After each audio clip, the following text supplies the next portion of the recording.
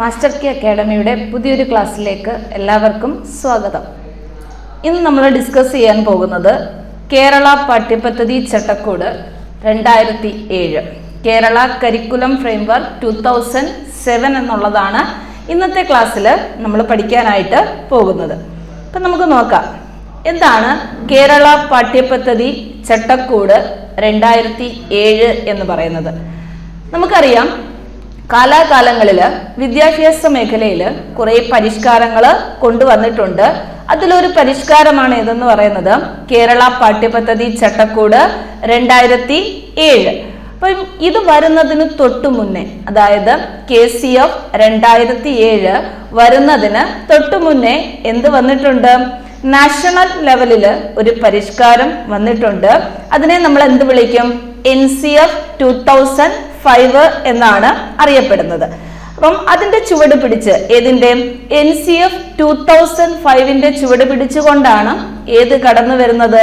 Kerala curriculum framework കടന്നു വരുന്നത്. അപ്പൊ നമുക്ക് നോക്കാം അതിനകത്ത് എന്തൊക്കെയാണ് വന്നിരിക്കുന്നത് എന്നൊക്കെ. അപ്പൊ ഇവിടെ നോക്കുന്ന സമയത്ത് 2005 രൂപീകരിക്കപ്പെട്ട ദേശീയ പാഠ്യപദ്ധതി രൂപരേഖയുടെ ചുവട് പിടിച്ച് 2007 തയ്യാറാക്കിയ കേരള പാഠ്യപദ്ധതിയാണ് കേരള പാഠ്യപദ്ധതി ചട്ടക്കൂട് 2007 എന്ന് അറിയപ്പെടുന്നത്. അപ്പൊ എന്തിന്റെ ബേസിലാണ് വന്നത് എന്ന് ചോദിച്ചു കഴിഞ്ഞാൽ, കേരള പാഠ്യപദ്ധതി ചട്ടക്കൂട് 2007 നിലവിൽ വരുന്നത് എന്തിന്റെ അടിസ്ഥാനത്തിലാണെന്ന് ചോദിച്ചാൽ, നമ്മുടെ ദേശീയ തലത്തിൽ വന്ന NCF 2005 ചുവട് പിടിച്ചുകൊണ്ടാണ് KCF 2007 നിലവിൽ വരുന്നത്. എന്തിനു വേണ്ടിയിട്ട് നിലവിൽ വന്നു? പാഠ്യപദ്ധതിയെ പരിഷ്കരിക്കാനായിട്ട് നിലവിൽ വന്നതാ. പാഠ്യപദ്ധതിയിൽ കുറെ മാറ്റങ്ങൾ കൊണ്ടുവരാനായിട്ട് വന്നതാണ്, അല്ലെ? കരിക്കുലം ഫ്രെയിംവർക്ക് ചെയ്യാനായിട്ട് കൊണ്ടുവന്നതാണ് എന്ന് നമുക്ക് പറയാം. അപ്പൊ എങ്ങനെയാണ് ഇതിന്റെ നാൾ വഴികൾ, അല്ലെങ്കിൽ എന്തൊക്കെ മാറ്റങ്ങളാണ് വിദ്യാഭ്യാസ മേഖലയിൽ KCF കൊണ്ടുവരുന്നത് എന്നൊക്കെ നമുക്ക് പഠിക്കണം. അപ്പൊ അതിന് മുന്നേ ആയിട്ട് അപ്പൊ അതെങ്ങനെയാണ് വന്നത്, എന്തിന്റെ അടിസ്ഥാനത്തിലാണ് വന്നത് എന്നൊക്കെ നമുക്ക് മനസ്സിലാക്കണ്ടേ? നോക്കിക്കേ, 1996-97 കാലഘട്ടത്തിൽ തുടങ്ങിവെച്ച വിദ്യാഭ്യാസ പരിഷ്കരണത്തിന്റെ സ്വാഭാവികമായിട്ടുള്ള ഒരു തുടർച്ചയാണ് ഏതെന്ന് പറയുന്നത്? KCF 2007. അപ്പൊ ഈ 2007 മാത്രമാണോ വിദ്യാഭ്യാസ മേഖലയിൽ പരിഷ്കാരങ്ങൾ നടന്നത് എന്ന് ചോദിച്ചാൽ അല്ല. ഇതിനു മുന്നേയും വിദ്യാഭ്യാസ മേഖലയിൽ പരിഷ്കാരങ്ങൾ നടപ്പിലാക്കിയിട്ടുണ്ട്, അല്ലെ? പക്ഷെ ഇന്നത്തെ രീതിയിലുള്ള വിദ്യാഭ്യാസം, നമ്മൾ ഇപ്പോൾ കാണുന്ന രീതിയിലുള്ള വിദ്യാഭ്യാസം കൊണ്ടുവരുന്നത് ഏതിന്റെ അടിസ്ഥാനത്തിലാണ്? ഈ പറയുന്ന 2007 KCF-ന്റെയും 2013 KCF-ന്റെയൊക്കെ അടിസ്ഥാനത്തിലാണ് ഇപ്പോഴുള്ള ഒരു രൂപമാറ്റം വന്നത്. എന്നാൽ ഇതിനും കുറെ നാള് മുന്നേ തന്നെ എന്ത് നടന്നിട്ടുണ്ട്? വിദ്യാഭ്യാസ മേഖലയിൽ പരിഷ്കാരങ്ങളൊക്കെ നടന്നിട്ടുണ്ട്. അതിന് വേണ്ടുന്ന നിർദ്ദേശങ്ങളും കാര്യങ്ങളും ഒക്കെ നൽകിയിട്ടുണ്ട്. അപ്പൊ 1996-97 കാലഘട്ടത്തിൽ തുടങ്ങിവെച്ച വിദ്യാഭ്യാസ പരിഷ്കരണത്തിന്റെ ഒരു തുടർച്ചയാണ് ഏതെന്ന് പറയുന്നത്? നമ്മുടെ KCF 2007 എന്ന് പറയുന്നത്. ഇത്തിരി ഡ്രൈ ആയിട്ടുള്ള ഏരിയ ആണ് KCF 2007 ആയാലും KCF 2013 ആയാലും. എന്നാലും മനസ്സിലാക്കി അതിന്റെ കാര്യങ്ങൾ എന്തൊക്കെയാണ്, അതിന് വിശദമാക്കുന്നത് എന്തൊക്കെയാണെന്ന് മനസ്സിലാക്കി വെച്ച് കഴിഞ്ഞാൽ നമുക്ക് ഇതിനകത്തുനിന്ന് നന്നായിട്ട് ആൻസർ എഴുതാനായിട്ട് പറ്റും. അപ്പൊ നോക്കിക്കേ, എന്താണ് KCF 2007 എന്ന് പറയുന്നത്? 2005 തുടങ്ങിയ, അല്ലെങ്കിൽ 2005 രൂപീകരിക്കപ്പെട്ട NCF 2005 നാഷണൽ കരിക്കുലം ഫ്രെയിംവർക്ക് 2005 ചുവട് പിടിച്ചുകൊണ്ട് വന്ന ഒരു പദ്ധതിയാണ് ഏതെന്ന് പറയുന്നത്? KCF 2007 എന്ന് പറയുന്നത്. അപ്പം ഏത് കാലം മുതൽ തുടങ്ങി വെച്ച പരിഷ്കരണത്തിന്റെ ഒരു തുടർച്ചയാണ്? 1996-97 കാലഘട്ടത്തില് തുടങ്ങി വെച്ച വിദ്യാഭ്യാസ പരിഷ്കരണത്തിന്റെ ഒരു തുടർച്ചയായിട്ട് നമുക്ക് എന്തിനെ കാണാം? നമ്മുടെ KCF 2007 കാണാം. വേറെ ഒന്നും നിങ്ങൾ ഓർക്കണ്ട, എങ്ങനെ കൊണ്ടുവന്നു? 2005 തുടർച്ചയായിട്ടാണ് ഇത്, 2005 NCF-ന്റെ തുടർച്ചയായിട്ടാണ് ഇത് വന്നത് എന്ന് മാത്രം ഈ പോയിന്റിൽ നിന്ന് ഓർത്താൽ മതി. അതുപോലെ 96-97 കാലഘട്ടത്തിൽ തന്നെ വിദ്യാഭ്യാസ മേഖലയിൽ ഒരു പരിഷ്കരണം നടന്നിട്ടുണ്ട്. അതിന്റെ തുടർച്ചയായിട്ടാണ് ഇത് വന്നത് എന്ന് മാത്രം സിമ്പിൾ ആയിട്ട് ഓർത്തു വെച്ചേക്കുക. ഇനി അടുത്ത നോക്കിക്കേ, ഈ KCF 2007 ഭാഗമായിട്ട് വന്ന കുറച്ച് കാര്യങ്ങളാണ് ഇനി പറയാൻ പോകുന്നത്. പഠിച്ചു വെച്ചേക്കണം. ആശയ അവതരണ രീതി, ഉദ്ഗ്രഥിത സമീപനം, ബഹുമുഖ ബുദ്ധിയുടെ വികാസം, അറിവിന്റെ നിർമ്മാണം തുടങ്ങിയ സമീപനങ്ങൾ ഇതിന്റെ ഭാഗമായി വന്നതാണ്. ചോദിക്കും, ഉറപ്പായിട്ട് ചോദിച്ചിട്ടുണ്ട് ഈ ക്വസ്റ്റ്യൻ എന്ന് പറയുന്നത്. അതായത് KCF 2007 ഭാഗമായിട്ട് വന്ന സമീപനങ്ങൾ ഏതൊക്കെ എന്ന് ചോദിച്ചിട്ടുണ്ട്. അപ്പൊ നമ്മൾ എന്തൊക്കെ ഓർത്തു വെച്ചേക്കണം, കാണാതെ തന്നെ പഠിച്ചു വെക്കേണ്ടുന്ന പോയിന്റ് ആണ് ഏതെന്ന് പറയുന്നത്. ആശയ അവതരണ രീതി, ഉദ്ഗ്രഥിത സമീപനം, ബഹുമുഖ ബുദ്ധിയുടെ വികാസം, അറിവിന്റെ നിർമ്മാണം.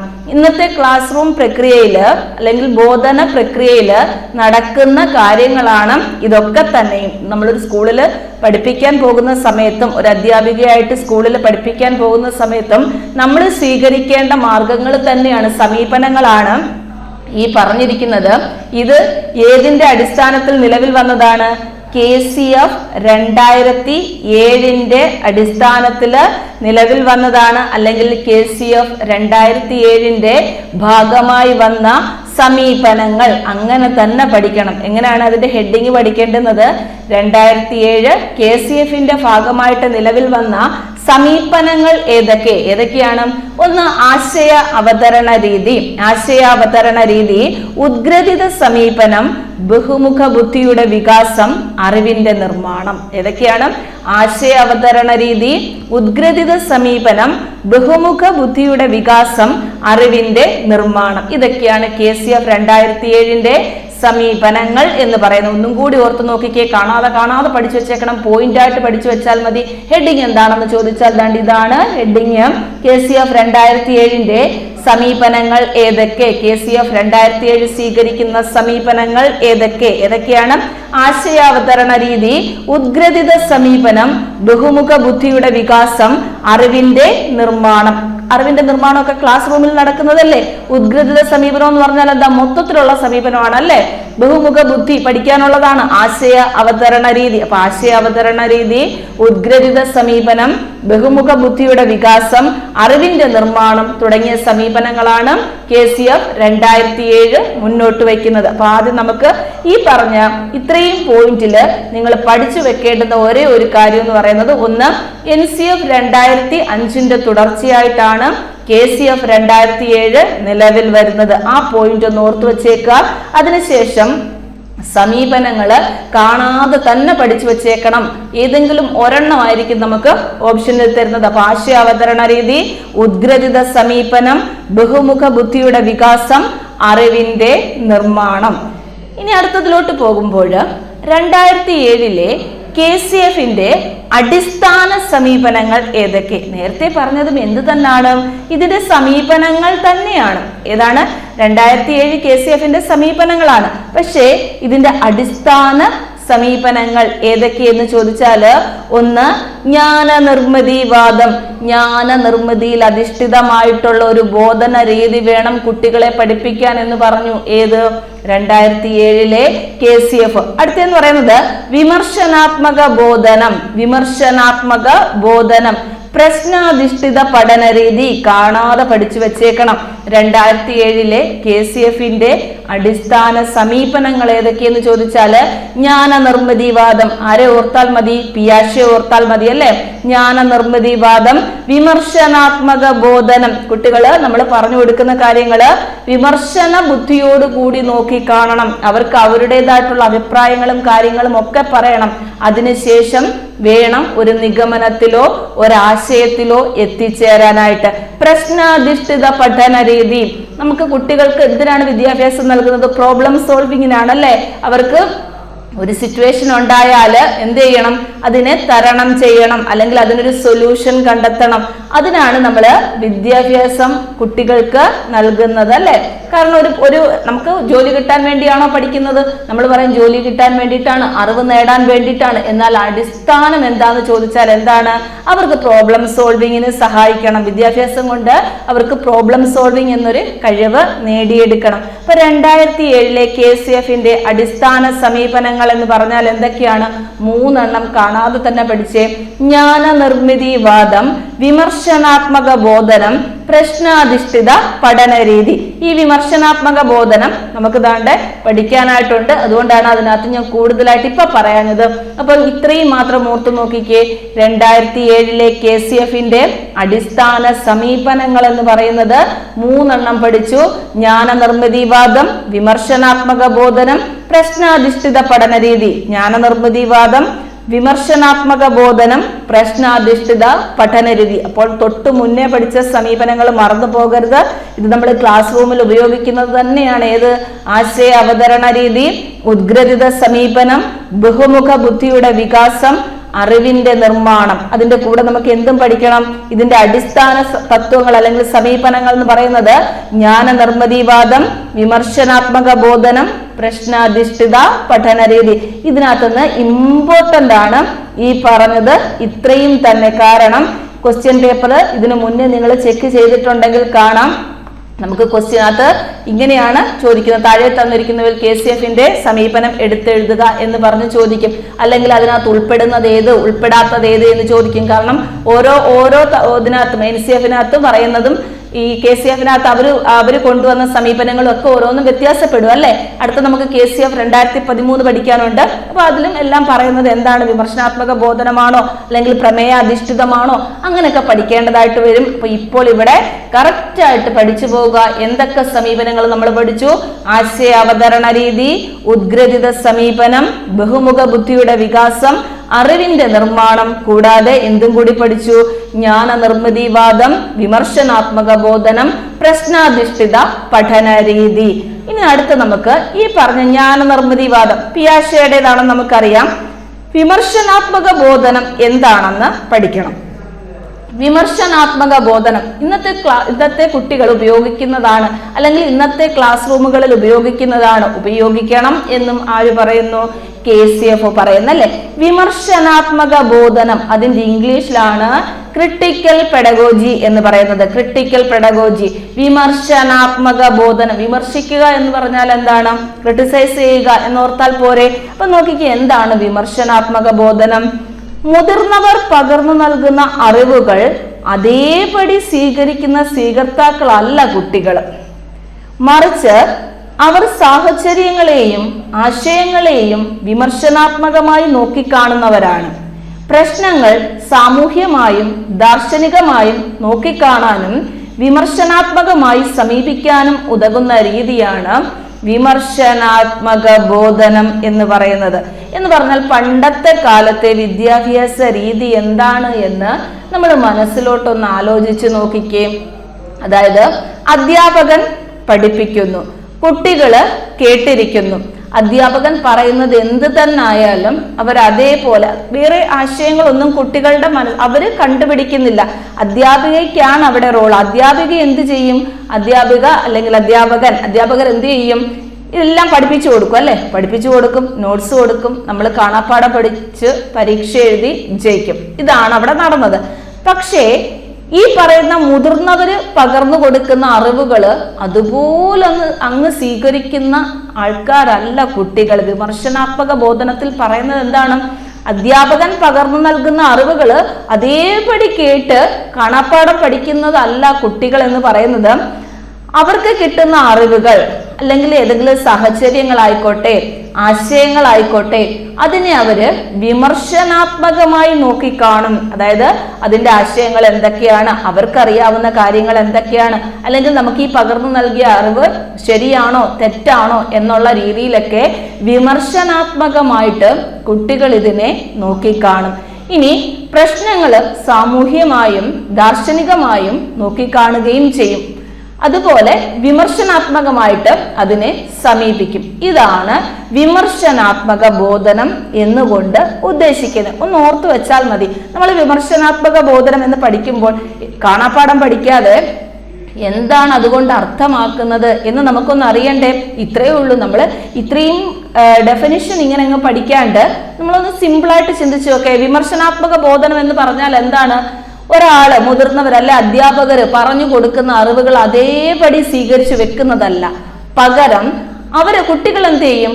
ആ കിട്ടിയ അറിവിനെ അല്ലെ ആശയത്തെ അല്ലെങ്കിൽ ഏത് സാഹചര്യമായിക്കോട്ടെ, ആ ഒരു സിറ്റുവേഷൻ ആയിക്കോട്ടെ, അവരതിനെ അവരുടേതായ രീതിയിൽ നോക്കിക്കാണും. അതിനെയാണ് വിമർശനാത്മകമായി അവർ നോക്കിക്കാണുകയും അതിനൊരു പരിഹാരത്തിൽ എത്തിച്ചേരുകയും ചെയ്യും. അതിനെയാണ് നമ്മൾ എന്ത് പറയുന്നത്? വിമർശനാത്മക ബോധനം അല്ലെങ്കിൽ ക്രിട്ടിക്കൽ പെഡഗോജി എന്ന് പറയുന്നത്. എന്നാൽ ഈ ക്രിട്ടിക്കൽ പെഡഗോജി എന്നതിന്റെ ആശയം കൊണ്ടുവന്നത് ആരാണ് എന്ന് ചോദിച്ചാല് പൗലോ ഫ്രെയർ ആണ്. ഇത് ക്വസ്റ്റ്യൻ ആണ്. വിമർശനാത്മക ബോധനത്തിന്റെ വക്താവാരാണ്? Paulo friar. കാണാതെ പഠിച്ചു വെച്ചേ. വിമർശനാത്മക ബോധനത്തിന്റെ വക്താവാരാണ്? അത് പൗലോ ഫ്രെയർ ആണ്. ഇനി ഒന്ന് രണ്ട് കാര്യങ്ങളും കൂടി പൗലോ ഫ്രെയർ പറഞ്ഞിട്ടുണ്ട്, അത് നമുക്ക് പഠിക്കണം. വിമർശനാത്മക ബോധനമാണ് മനുഷ്യനെ മോചനത്തിലേക്ക് നയിക്കുന്നത് എന്ന് പറഞ്ഞത് ആരാണെന്ന്. വിമർശനാത്മക ബോധനമാണ് മനുഷ്യനെ മോചനത്തിലേക്ക് നയിക്കുന്നത്. കാരണം എല്ലാ കാര്യങ്ങളെയും നമ്മൾ വിമർശനാത്മകമായിട്ടാണ് നോക്കി കാണേണ്ടുന്നത്. അതാണ് മനുഷ്യനെ മോചനത്തിലേക്ക് നയിക്കുന്നത് എന്ന് പറഞ്ഞാൽ നമുക്കൊരു കാര്യത്തെ പറ്റി ആശയങ്ങള് നേടിയെടുക്കുന്നത് അല്ലെങ്കിൽ കറക്റ്റായിട്ടുള്ള കാര്യങ്ങൾ എന്തൊക്കെയാണെന്ന് നമുക്ക് മനസ്സിലാക്കി എടുക്കാൻ സാധിക്കുന്നത് എന്തുകൊണ്ടാണ്?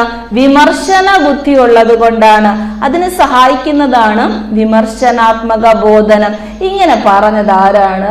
Paulo friar. മറന്നു പോകത്തില്ല. കാരണം വിമർശനാത്മക ബോധനത്തിന്റെ വക്താവ് എന്ന് പറയുന്നത് പൗലോ ഫ്രെയർ ആണ്. എങ്കിൽ വിമർശനാത്മക ബോധനമാണ് മനുഷ്യനെ മോചനത്തിലേക്ക് നയിക്കുന്നത് എന്ന് പറഞ്ഞതും ആര് തന്നെയായിരിക്കും? പൗലോ ഫ്രെയർ തന്നെയായിരിക്കും. അപ്പം ക്രിട്ടിക്കൽ പെഡഗോജി എന്ന് കേട്ട് കഴിഞ്ഞാൽ ആരുടെ പേര് ഓർമ്മ വേണം? പൗലോ ഫ്രെയറിന്റെ പേര് ഓർമ്മ വേണം. ഇനി ബാങ്കിങ് രീതി എന്ന് നിലവിലെ വിദ്യാഭ്യാസത്തെ കളിയാക്കി വിളിച്ചു ആര്? Paulo friar. ബാങ്കിങ് രീതി എന്ന് നിലവിലെ വിദ്യാഭ്യാസത്തെ കളിയാക്കി വിളിച്ചത് ആരാണ്? പൗലോ ഫ്രെയർ ആണ്. പോറ്റി വളർത്തൽ വിദ്യാഭ്യാസം എന്നതിന്റെ ഉപജ്ഞാതാവും. വിദ്യാഭ്യാസത്തെ ഇതെല്ലാം വിമർശിച്ചുകൊണ്ട് പറയുകയാണ്. പോറ്റി വളർത്തൽ വിദ്യാഭ്യാസം എന്ന വിദ്യാഭ്യാസത്തെ പറഞ്ഞത് ആര് തന്നെയാണ്? പൗലോ ഫ്രെയർ ആണ്. അപ്പൊ നമ്മൾ വിമർശനാത്മക ബോധനത്തിൽ എന്തൊക്കെ കാര്യങ്ങൾ പറഞ്ഞു? വിമർശനാത്മക ബോധനം എന്ന് പറഞ്ഞാൽ സിമ്പിളായിട്ട് എന്താണ്? മുതിർന്നവർ പകർന്നു കൊടുക്കുന്ന അറിവ് അതേപടി സ്വീകരിക്കുന്ന ആൾക്കാരല്ല നമ്മുടെ വിദ്യാർത്ഥികൾ എന്ന് പറയുന്നത്. അവരേത് സാഹചര്യത്തെ ആയാലും ആശയത്തെ ആയാലും കുട്ടികൾ എന്ത് ചെയ്യും? വിമർശനാത്മകമായി നോക്കിക്കാണുകയും അവരതിൽ നിന്ന് എന്ത് ചെയ്യും? ഒരു സൊല്യൂഷനിൽ എത്തിച്ചേരുകയും ചെയ്യും എന്ന് പറയുന്നതാണ് വിമർശനാത്മക ബോധനം. എന്നാൽ വിമർശനാത്മക ബോധനത്തിന്റെ വക്താവെന്ന് പറയുന്നത് ആരാണ്? അത് പൗലോ ഫ്രെയർ ആണ്. ഇനി വിമർശനാത്മക ബോധനമാണ് മനുഷ്യനെ മോചനത്തിലേക്ക് നയിക്കുന്നത് എന്ന് പറഞ്ഞതോ? അത് പൗലോ ഫ്രെയർ ആണ്. എന്നാൽ ബാങ്കിങ് രീതി എന്ന് ഇപ്പോഴത്തെ വിദ്യാഭ്യാസം അല്ല, നിലവിലെ വിദ്യാഭ്യാസം എന്ന് പറയുന്നത് ഇതിനും ഇപ്പോൾ എന്ന് പറയുന്നത് നമ്മൾ ഏത് കാലഘട്ടത്തിൽ നിൽക്കുകയാണ്? ഈ 2013 KCF ഒക്കെ കഴിഞ്ഞിട്ട് ഒന്ന് നിൽക്കുകയാണ് അല്ലെ? ഒരുപാട് നാളായിട്ട് നിൽക്കുകയാണ്. കുറെ പരിഷ്കാരങ്ങൾ കൊണ്ടുവന്നും ഈ സമയത്തുള്ള നമ്മൾ ഈ പറയുന്ന KCFന്റെ ഒക്കെ കാര്യങ്ങൾ പൗലോ ഫ്രെയർ പറയാണ്. അന്നത്തെ കാലത്തെ കാര്യമാണ് പറയുന്നത്. ബാങ്കിങ് രീതി എന്ന് നിലവിലെ വിദ്യാഭ്യാസത്തെ കളിയാക്കി വിളിച്ചു. പൊറ്റി വളർത്തൽ വിദ്യാഭ്യാസം എന്ന് പറഞ്ഞതും ആര് തന്നെയാണ്? പൗലോ ഫ്രെയർ ആണ്. അപ്പൊ ഇത്രയാണ് KCFന്റെ കാര്യത്തിനകത്ത് ആദ്യമായിട്ട് നമുക്ക് പഠിക്കാനുള്ളത്. ഇനി പൗലോ ഫ്രെയറിന്റെ ഒന്ന് രണ്ട് പുസ്തകങ്ങളും കൂടി നമ്മൾ ഓർത്തു വെച്ചേക്കണം. കാരണം 2007 KCF എന്ന് പറയുന്ന സമയത്ത് നമ്മുടെ മനസ്സിലോട്ട് ഓടി വരേണ്ടുന്ന ഒരു വാക്കാണ് ഏതെന്ന് പറയുന്നത്? വിമർശനാത്മക ബോധനം. ഇനി ക്വസ്റ്റ്യൻ പേപ്പറിൽ കണ്ട ഉടനെ പെട്ടെന്ന് എഴുതണം. എന്താണ് വിമർശനാത്മക ബോധനം എന്ന് പറയുന്നത്? 2007 KCFന്റെ സമീപനത്തില് ഒന്നാണ്. എങ്കിൽ പൗലോ ഫ്രെയറിന്റെ പുസ്തകങ്ങൾ എന്ന് പറയുന്നത് pedagogy of the oppressed, pedagogy of the oppressed, cultural action for freedom, problem posing education. ഇതെല്ലാം ആരുടെ പുസ്തകങ്ങളാണ്? നമ്മുടെ പൗലോ ഫ്രെയറിന്റെ പുസ്തകങ്ങളാണ്. ആരുടെ പുസ്തകങ്ങളാണ്? പൗലോ ഫ്രെയറിന്റെ പുസ്തകങ്ങളാണ്. ഏതൊക്കെയാണ്?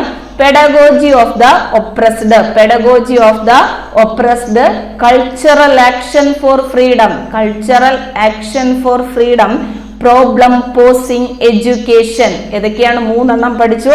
Pedagogy of the oppressed, cultural action for freedom, problem posing education. ഒന്നുകൂടി നമുക്ക് പറഞ്ഞു നോക്കാം. Pedagogy of the oppressed, cultural action for freedom, problem posing education. ഇതൊക്കെ പൗലോ ഫ്രയറിന്റെ പുസ്തകങ്ങളാണ്. ഇത്രയും കാര്യങ്ങൾ നമ്മൾ പൗലോ ഫ്രയറിനെ പറ്റി ഓർത്തു വച്ചേക്കണം. ഏതൊക്കെയാണ്? വിമർശനാത്മക ബോധനത്തിന്റെ വക്താവാണ് ആരെന്ന് പറയുന്നത്? Paulo fryer. വിമർശനാത്മക ബോധനമാണ് മനുഷ്യനെ മോചനത്തിലേക്ക് നയിക്കുന്നത് എന്ന് പറഞ്ഞതും പൗലോ ഫ്രയർ ആണ്. ബാങ്കിങ് രീതി എന്ന് നിലവിലെ വിദ്യാഭ്യാസത്തെ കളിയാക്കി വിളിച്ചതും ആര് തന്നെയാണ്? പൗലോ ഫ്രയർ ആണ്. പോറ്റി വളർത്തൽ വിദ്യാഭ്യാസം എന്ന് വിദ്യാഭ്യാസത്തെ പറഞ്ഞതും ആര് തന്നെയാണ്? പൗലോ ഫ്രയർ ആണ്. പിന്നെന്ത് പറഞ്ഞു? പൗലോ ഫ്രയറിന്റെ പുസ്തകങ്ങളാണ് നമ്മൾ പറഞ്ഞത്. ഏതൊക്കെ? Pedagogy of the oppressed, cultural action for freedom, problem posing education. മറന്നു പോകരുത്. ഒരുപാട് പുസ്തകങ്ങൾ നമുക്ക് ഒരുപാട് പേരുടെ പഠിക്കാനുണ്ട്. ഓരോന്നും ആരുടേതാണെന്ന് പഠിച്ച് മാറ്റണം. പെഡഗോജി എന്ന് കേൾക്കുന്ന ഉടനെ അത് പൗലോ ഫ്രയർ ഒന്ന് ഓർത്തു വെച്ചാൽ മതി. Pedagogy of the oppressed, cultural action for freedom, problem posing education. അപ്പൊ നമ്മൾ ആദ്യം പറഞ്ഞ കാര്യങ്ങൾ മറന്നു പോയിട്ടുണ്ടോ എന്നൊന്ന് പെട്ടെന്ന് നോക്കിക്കേ. എന്തൊക്കെയായിരുന്നു സമീപനങ്ങൾ എന്ന് പറയുന്നത്? ആശയ അവതരണ രീതി, ഉദ്ഗ്രഥിത സമീപനം, ബഹുമുഖ ബുദ്ധിയുടെ വികാസം, അറിവിന്റെ നിർമ്മാണം. ഇതിന്റെ KCF-ന്റെ ഭാഗമായിട്ട് വന്ന സമീപനങ്ങളാണ്. എന്നാൽ അടിസ്ഥാന സമീപനങ്ങൾ എന്ന് പറയുന്നത് ഏതൊക്കെയാണ്? ജ്ഞാന നിർമ്മിതിവാദം, വിമർശനാത്മക ബോധനം, പ്രശ്നാധിഷ്ഠിത പഠന രീതി എന്നിവയാണ്. ഇനി അടുത്ത് നമുക്ക് പഠിക്കാനായിട്ടുള്ളത് 2007 KCF പ്രാധാന്യം കൊടുത്ത ബൗദ്ധിക ചിന്ത ഏതാണെന്ന് ചോദിക്കും. ക്വസ്റ്റ്യനായിട്ട് ചോദിക്കും. എന്താണ്? 2007 KCF പ്രാധാന്യം കൊടുത്ത ബൗദ്ധിക ചിന്ത ഏതിന് പ്രാധാന്യം കൊടുത്തു? ബഹുമുഖ ബുദ്ധിക്ക് പ്രാധാന്യം കൊടുത്തു. ബഹുമുഖ ബുദ്ധിക്ക് പ്രാധാന്യം കൊടുത്തു. 2007 KCF പ്രാധാന്യം കൊടുത്ത ബൗദ്ധിക ചിന്ത എന്ന് പറയുന്നത് ബഹുമുഖ ബുദ്ധിയാണ്. എടുത്തു ചോദിക്കുന്ന ക്വസ്റ്റ്യൻ ആണിത്. നല്ലതുപോലെ പഠിച്ചു വെക്കണം. 2007 KCF പ്രാധാന്യം കൊടുത്ത ബൗദ്ധിക ചിന്ത ഏതാണ്? ബഹുമുഖ ബുദ്ധിയാണ്. മൾട്ടിപ്പിൾ ഇന്റലിജൻസിന് പ്രാധാന്യം കൊടുത്തു ഏതെന്ന് പറയുന്നത് 2007 KCF. ഇനി 2007 KCF-ന്റെ പ്രധാന കേന്ദ്രം ആരാണെന്ന് ചോദിച്ചാൽ എന്ത് പറയും? അത് പഠിതാവ് തന്നെയാണ്. കാരണം ശിശു കേന്ദ്രീകൃതം, ശിശുക്കൾക്കാണ് പ്രാധാന്യം കൊടുക്കുന്നത്. അപ്പൊ 2007 KCF-ന്റെ പ്രധാന കേന്ദ്രം എന്ന് പറയുന്നത് പഠിതാവാണ്. 2007 KCF-ന്റെ പ്രധാന കേന്ദ്രം ആരാണ്? അധ്യാപകനൊന്നുമല്ല, ബോധന മാധ്യമങ്ങൾ ഒന്നും തന്നെയല്ല, പഠന പ്രക്രിയയല്ല, പിന്നീട് ആരാണ്? പഠിതാവാണ്. പഠിതാവാണ്. ഓർത്തു വച്ചേക്കുക. അപ്പൊ ഈ 2 കാര്യങ്ങൾ ഒന്നുകൂടെ ഒന്ന് മനസ്സിലാക്കിയേ. 2007 KCF പ്രാധാന്യം കൊടുത്ത ബൗദ്ധിക ചിന്ത ഏതാണ്? ബഹുമുഖ ബുദ്ധിയാണ്. 2007 KCF-ന്റെ പ്രധാന കേന്ദ്രം ഏതാണ്? പഠിതാവാണ്. നമ്മൾ തുടക്കത്തിൽ തന്നെ സമീപനം പഠിച്ചില്ലേ? സമീപനം പഠിച്ച സമയത്ത് ഇവിടെ എഴുതിയിട്ടുണ്ട്. ആ സമീപനത്തിൽ ഒന്നാണ് ഏതെന്ന് പറയുന്നത്? ബഹുമുഖ ബുദ്ധി. അതായത് ആശയ അവതരണ രീതി, ഉദ്ഗ്രഥിത സമീപനം, ബഹുമുഖ ബുദ്ധിയുടെ വികാസം, അറിവിന്റെ നിർമ്മാണം എന്നാണ് പഠിച്ചതല്ലേ? അപ്പൊ അതിൽ ഇമ്പോർട്ടന്റ് ആയിട്ടുള്ള ഒന്നാണ് ഏതെന്ന് പറയുന്നത്? ബഹുമുഖ ബുദ്ധി. അപ്പൊ ഇവിടെ പറയുന്നുണ്ട് 2007 KCF പ്രാധാന്യം കൊടുത്ത ബൗദ്ധിക ചിന്ത ഏതാന്ന് എടുത്തു ചോദിച്ചാൽ ആ സമീപനത്തിലെ ഒന്നായിട്ടുള്ള ബഹുമുഖ ബുദ്ധിയാണ്. അതുപോലെ 2007 KCF-ന്റെ പ്രധാന കേന്ദ്രം എന്ന് പറയുന്നത് പഠിതാവ് തന്നെയാണ്. പൗലോ ഫ്രയറിന്റെ പുസ്തകങ്ങൾ ഏതൊക്കെയായിരുന്നു? Pedagogy of the oppressed, cultural action for freedom, problem posing education എന്നിവയൊക്കെ. അത് കേട്ട് പഠിച്ചു വെച്ചാൽ മതി. അപ്പോൾ ഒന്നുമില്ലേ, ക്വസ്റ്റ്യൻ പേപ്പറിൽ കാണുന്ന സമയത്തെങ്കിലും നമുക്ക് ഓർമ്മ വരും. ഇങ്ങനെ കേട്ടിരുന്നു എന്ന് ഓർമ്മ വരും. അങ്ങനെയും ആൻസർ എഴുതാനായിട്ട് പറ്റും. കാരണം നമുക്കറിയാം KCF നമുക്ക് ഇഷ്ടമല്ലാത്തൊരു ടോപ്പിക്കാണെന്ന് അറിയാം അല്ലെ? കുറേ കാര്യങ്ങൾ ഇങ്ങനെ പറയുന്നു, പക്ഷെ ക്വസ്റ്റ്യൻ വരുന്ന സമയത്ത് ഇതെല്ലാം ചോദിക്കുന്നുണ്ട് അല്ലെ? അപ്പൊ ഓരോ കാര്യങ്ങൾ പറഞ്ഞേക്കുന്ന കാര്യങ്ങൾ നമ്മൾ മനസ്സിലാക്കി വെച്ചേ പറ്റത്തുള്ളൂ. അപ്പൊ അടുത്തതായിട്ട് നമ്മൾ പഠിക്കാൻ പോകുന്നത് 2007 KCF-ന്റെ അടിസ്ഥാന ചതുർഭുജ സങ്കല്പങ്ങൾ എന്തൊക്കെയാണ്? ഇതും എപ്പോഴും ക്വസ്റ്റ്യൻ പേപ്പറിൽ കാണുന്നതാണ്. ഇമ്പോർട്ടൻ്റ് ആയിട്ട് ഓർത്തു വെച്ചേക്കേണ്ടുന്ന ഒരു കാര്യമാണ്. 2007 KCFന്റെ അടിസ്ഥാന ചതുർഭുജ സങ്കല്പങ്ങൾ എന്നറിയപ്പെടുന്നത് എന്തൊക്കെയാണ്? ഒന്ന്, ലേണിംഗ് ടു നോ, അറിയാനായി പഠിക്കുക. അടുത്തത് ലേണിംഗ് ടു ഡു, ചെയ്യാനായി പഠിക്കുക. അടുത്തത് ലേണിംഗ് ടു ലീവ് ടുഗെദർ, സഹജീവനത്തിനായി പഠിക്കുക. ലേണിംഗ് ടു ബി, ആയിത്തീരാനായി പഠിക്കുക. തിരിഞ്ഞു പോകരുത്. ഇത് NCF 2005-ന്റെയോ 2013 KCFന്റെയോ അല്ല, 2007 KCFന്റേതാണ്. അതുകൊണ്ട് നമ്മൾ തിരിച്ചും പഠിക്കണം. ചതുർഭുജ സങ്കല്പങ്ങൾ, അതായത് തിരിച്ചു ചോദിക്കും. Learning to do, learning to know, learning to live together, learning to be, ഏത് ഇതിൻ്റെതാണെന്ന് ചോദിക്കും.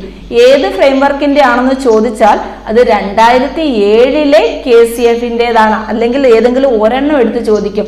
അറിയാനായി പഠിക്കുക എന്നുള്ളത് ഈ ചതുർഭുജ സങ്കല്പത്തിൽ ഒന്നായ അറിയാനായി പഠിക്കുക ഏതിന്റെ പ്രത്യേകതയാണ് എന്ന് ചോദിച്ചു കഴിഞ്ഞാൽ, ഏതിന്റെ സങ്കല്പമാണ് എന്ന് ചോദിച്ചു കഴിഞ്ഞാൽ തിരിച്ച് അത് 2007 KCFന്റെ ഈ സങ്കല്പമാണെന്നുള്ളത് നമ്മൾ മനസ്സിലാക്കി വെച്ചേക്കണം. അപ്പൊ 2007 KCFന്റെ അടിസ്ഥാന ചതുർഭുജ സങ്കല്പങ്ങൾ നമ്മൾ കാണാതെ പഠിക്കാൻ പോവുകയാണ്. എന്തൊക്കെയാണ്?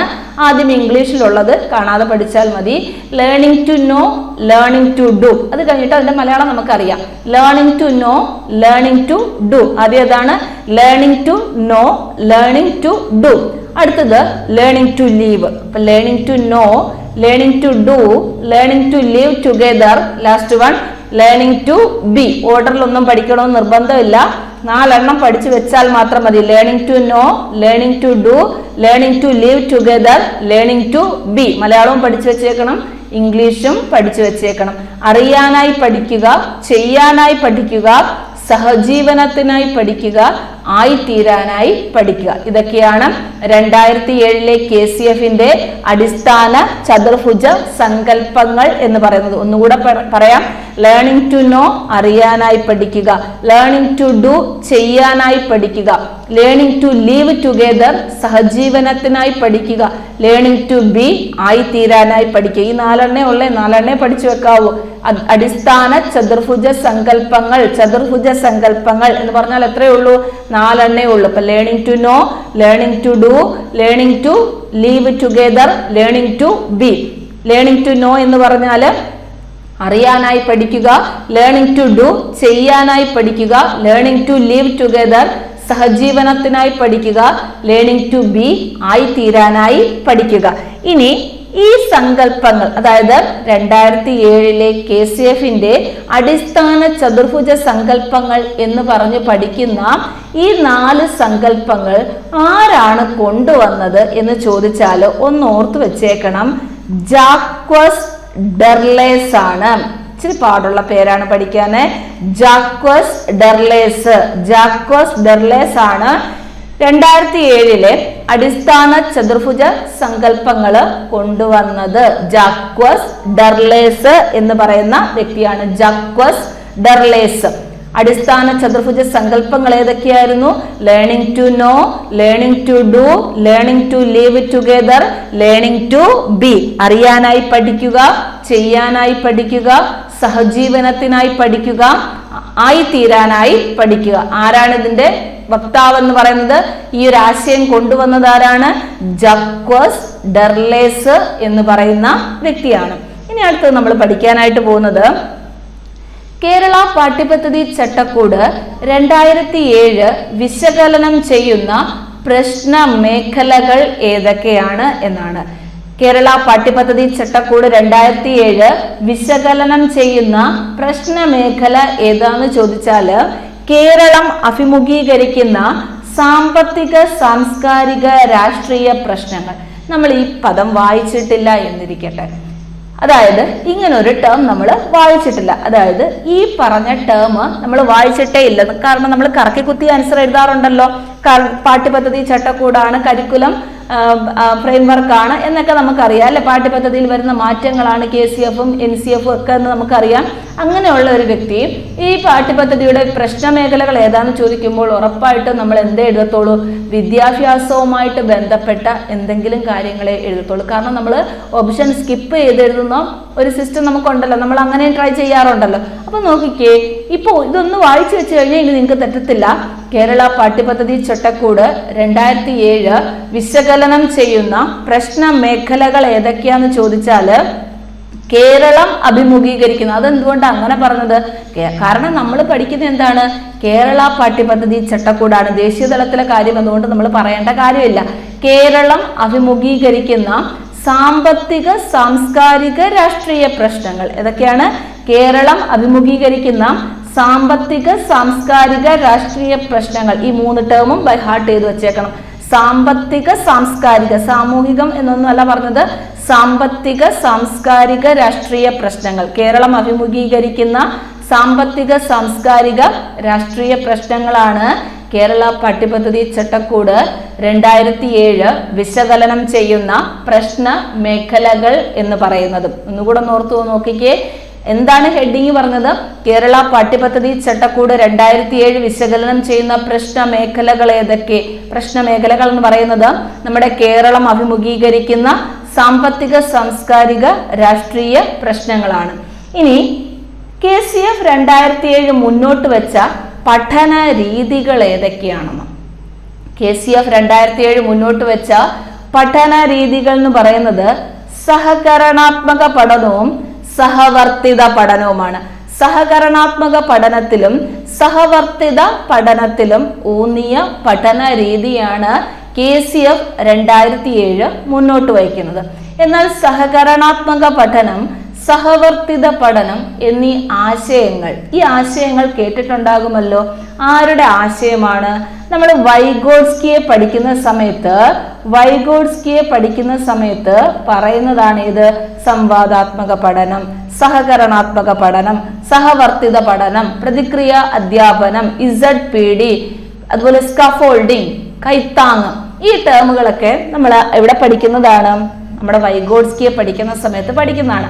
അവിടെ സഹകരണാത്മക പഠനവും സഹവർത്തിത പഠനവും ഉണ്ട്. അപ്പൊ എന്താ സഹകരണാത്മക പഠനം എന്ന് പറയുന്നത്?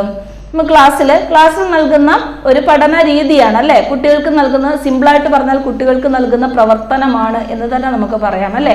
അപ്പൊ സഹകരണാത്മക പഠനം എന്ന് പറഞ്ഞാലും സഹവർത്തിത പഠനം എന്ന് പറഞ്ഞാലും ഏകദേശം ഒരേ മീനിങ് ആണ്.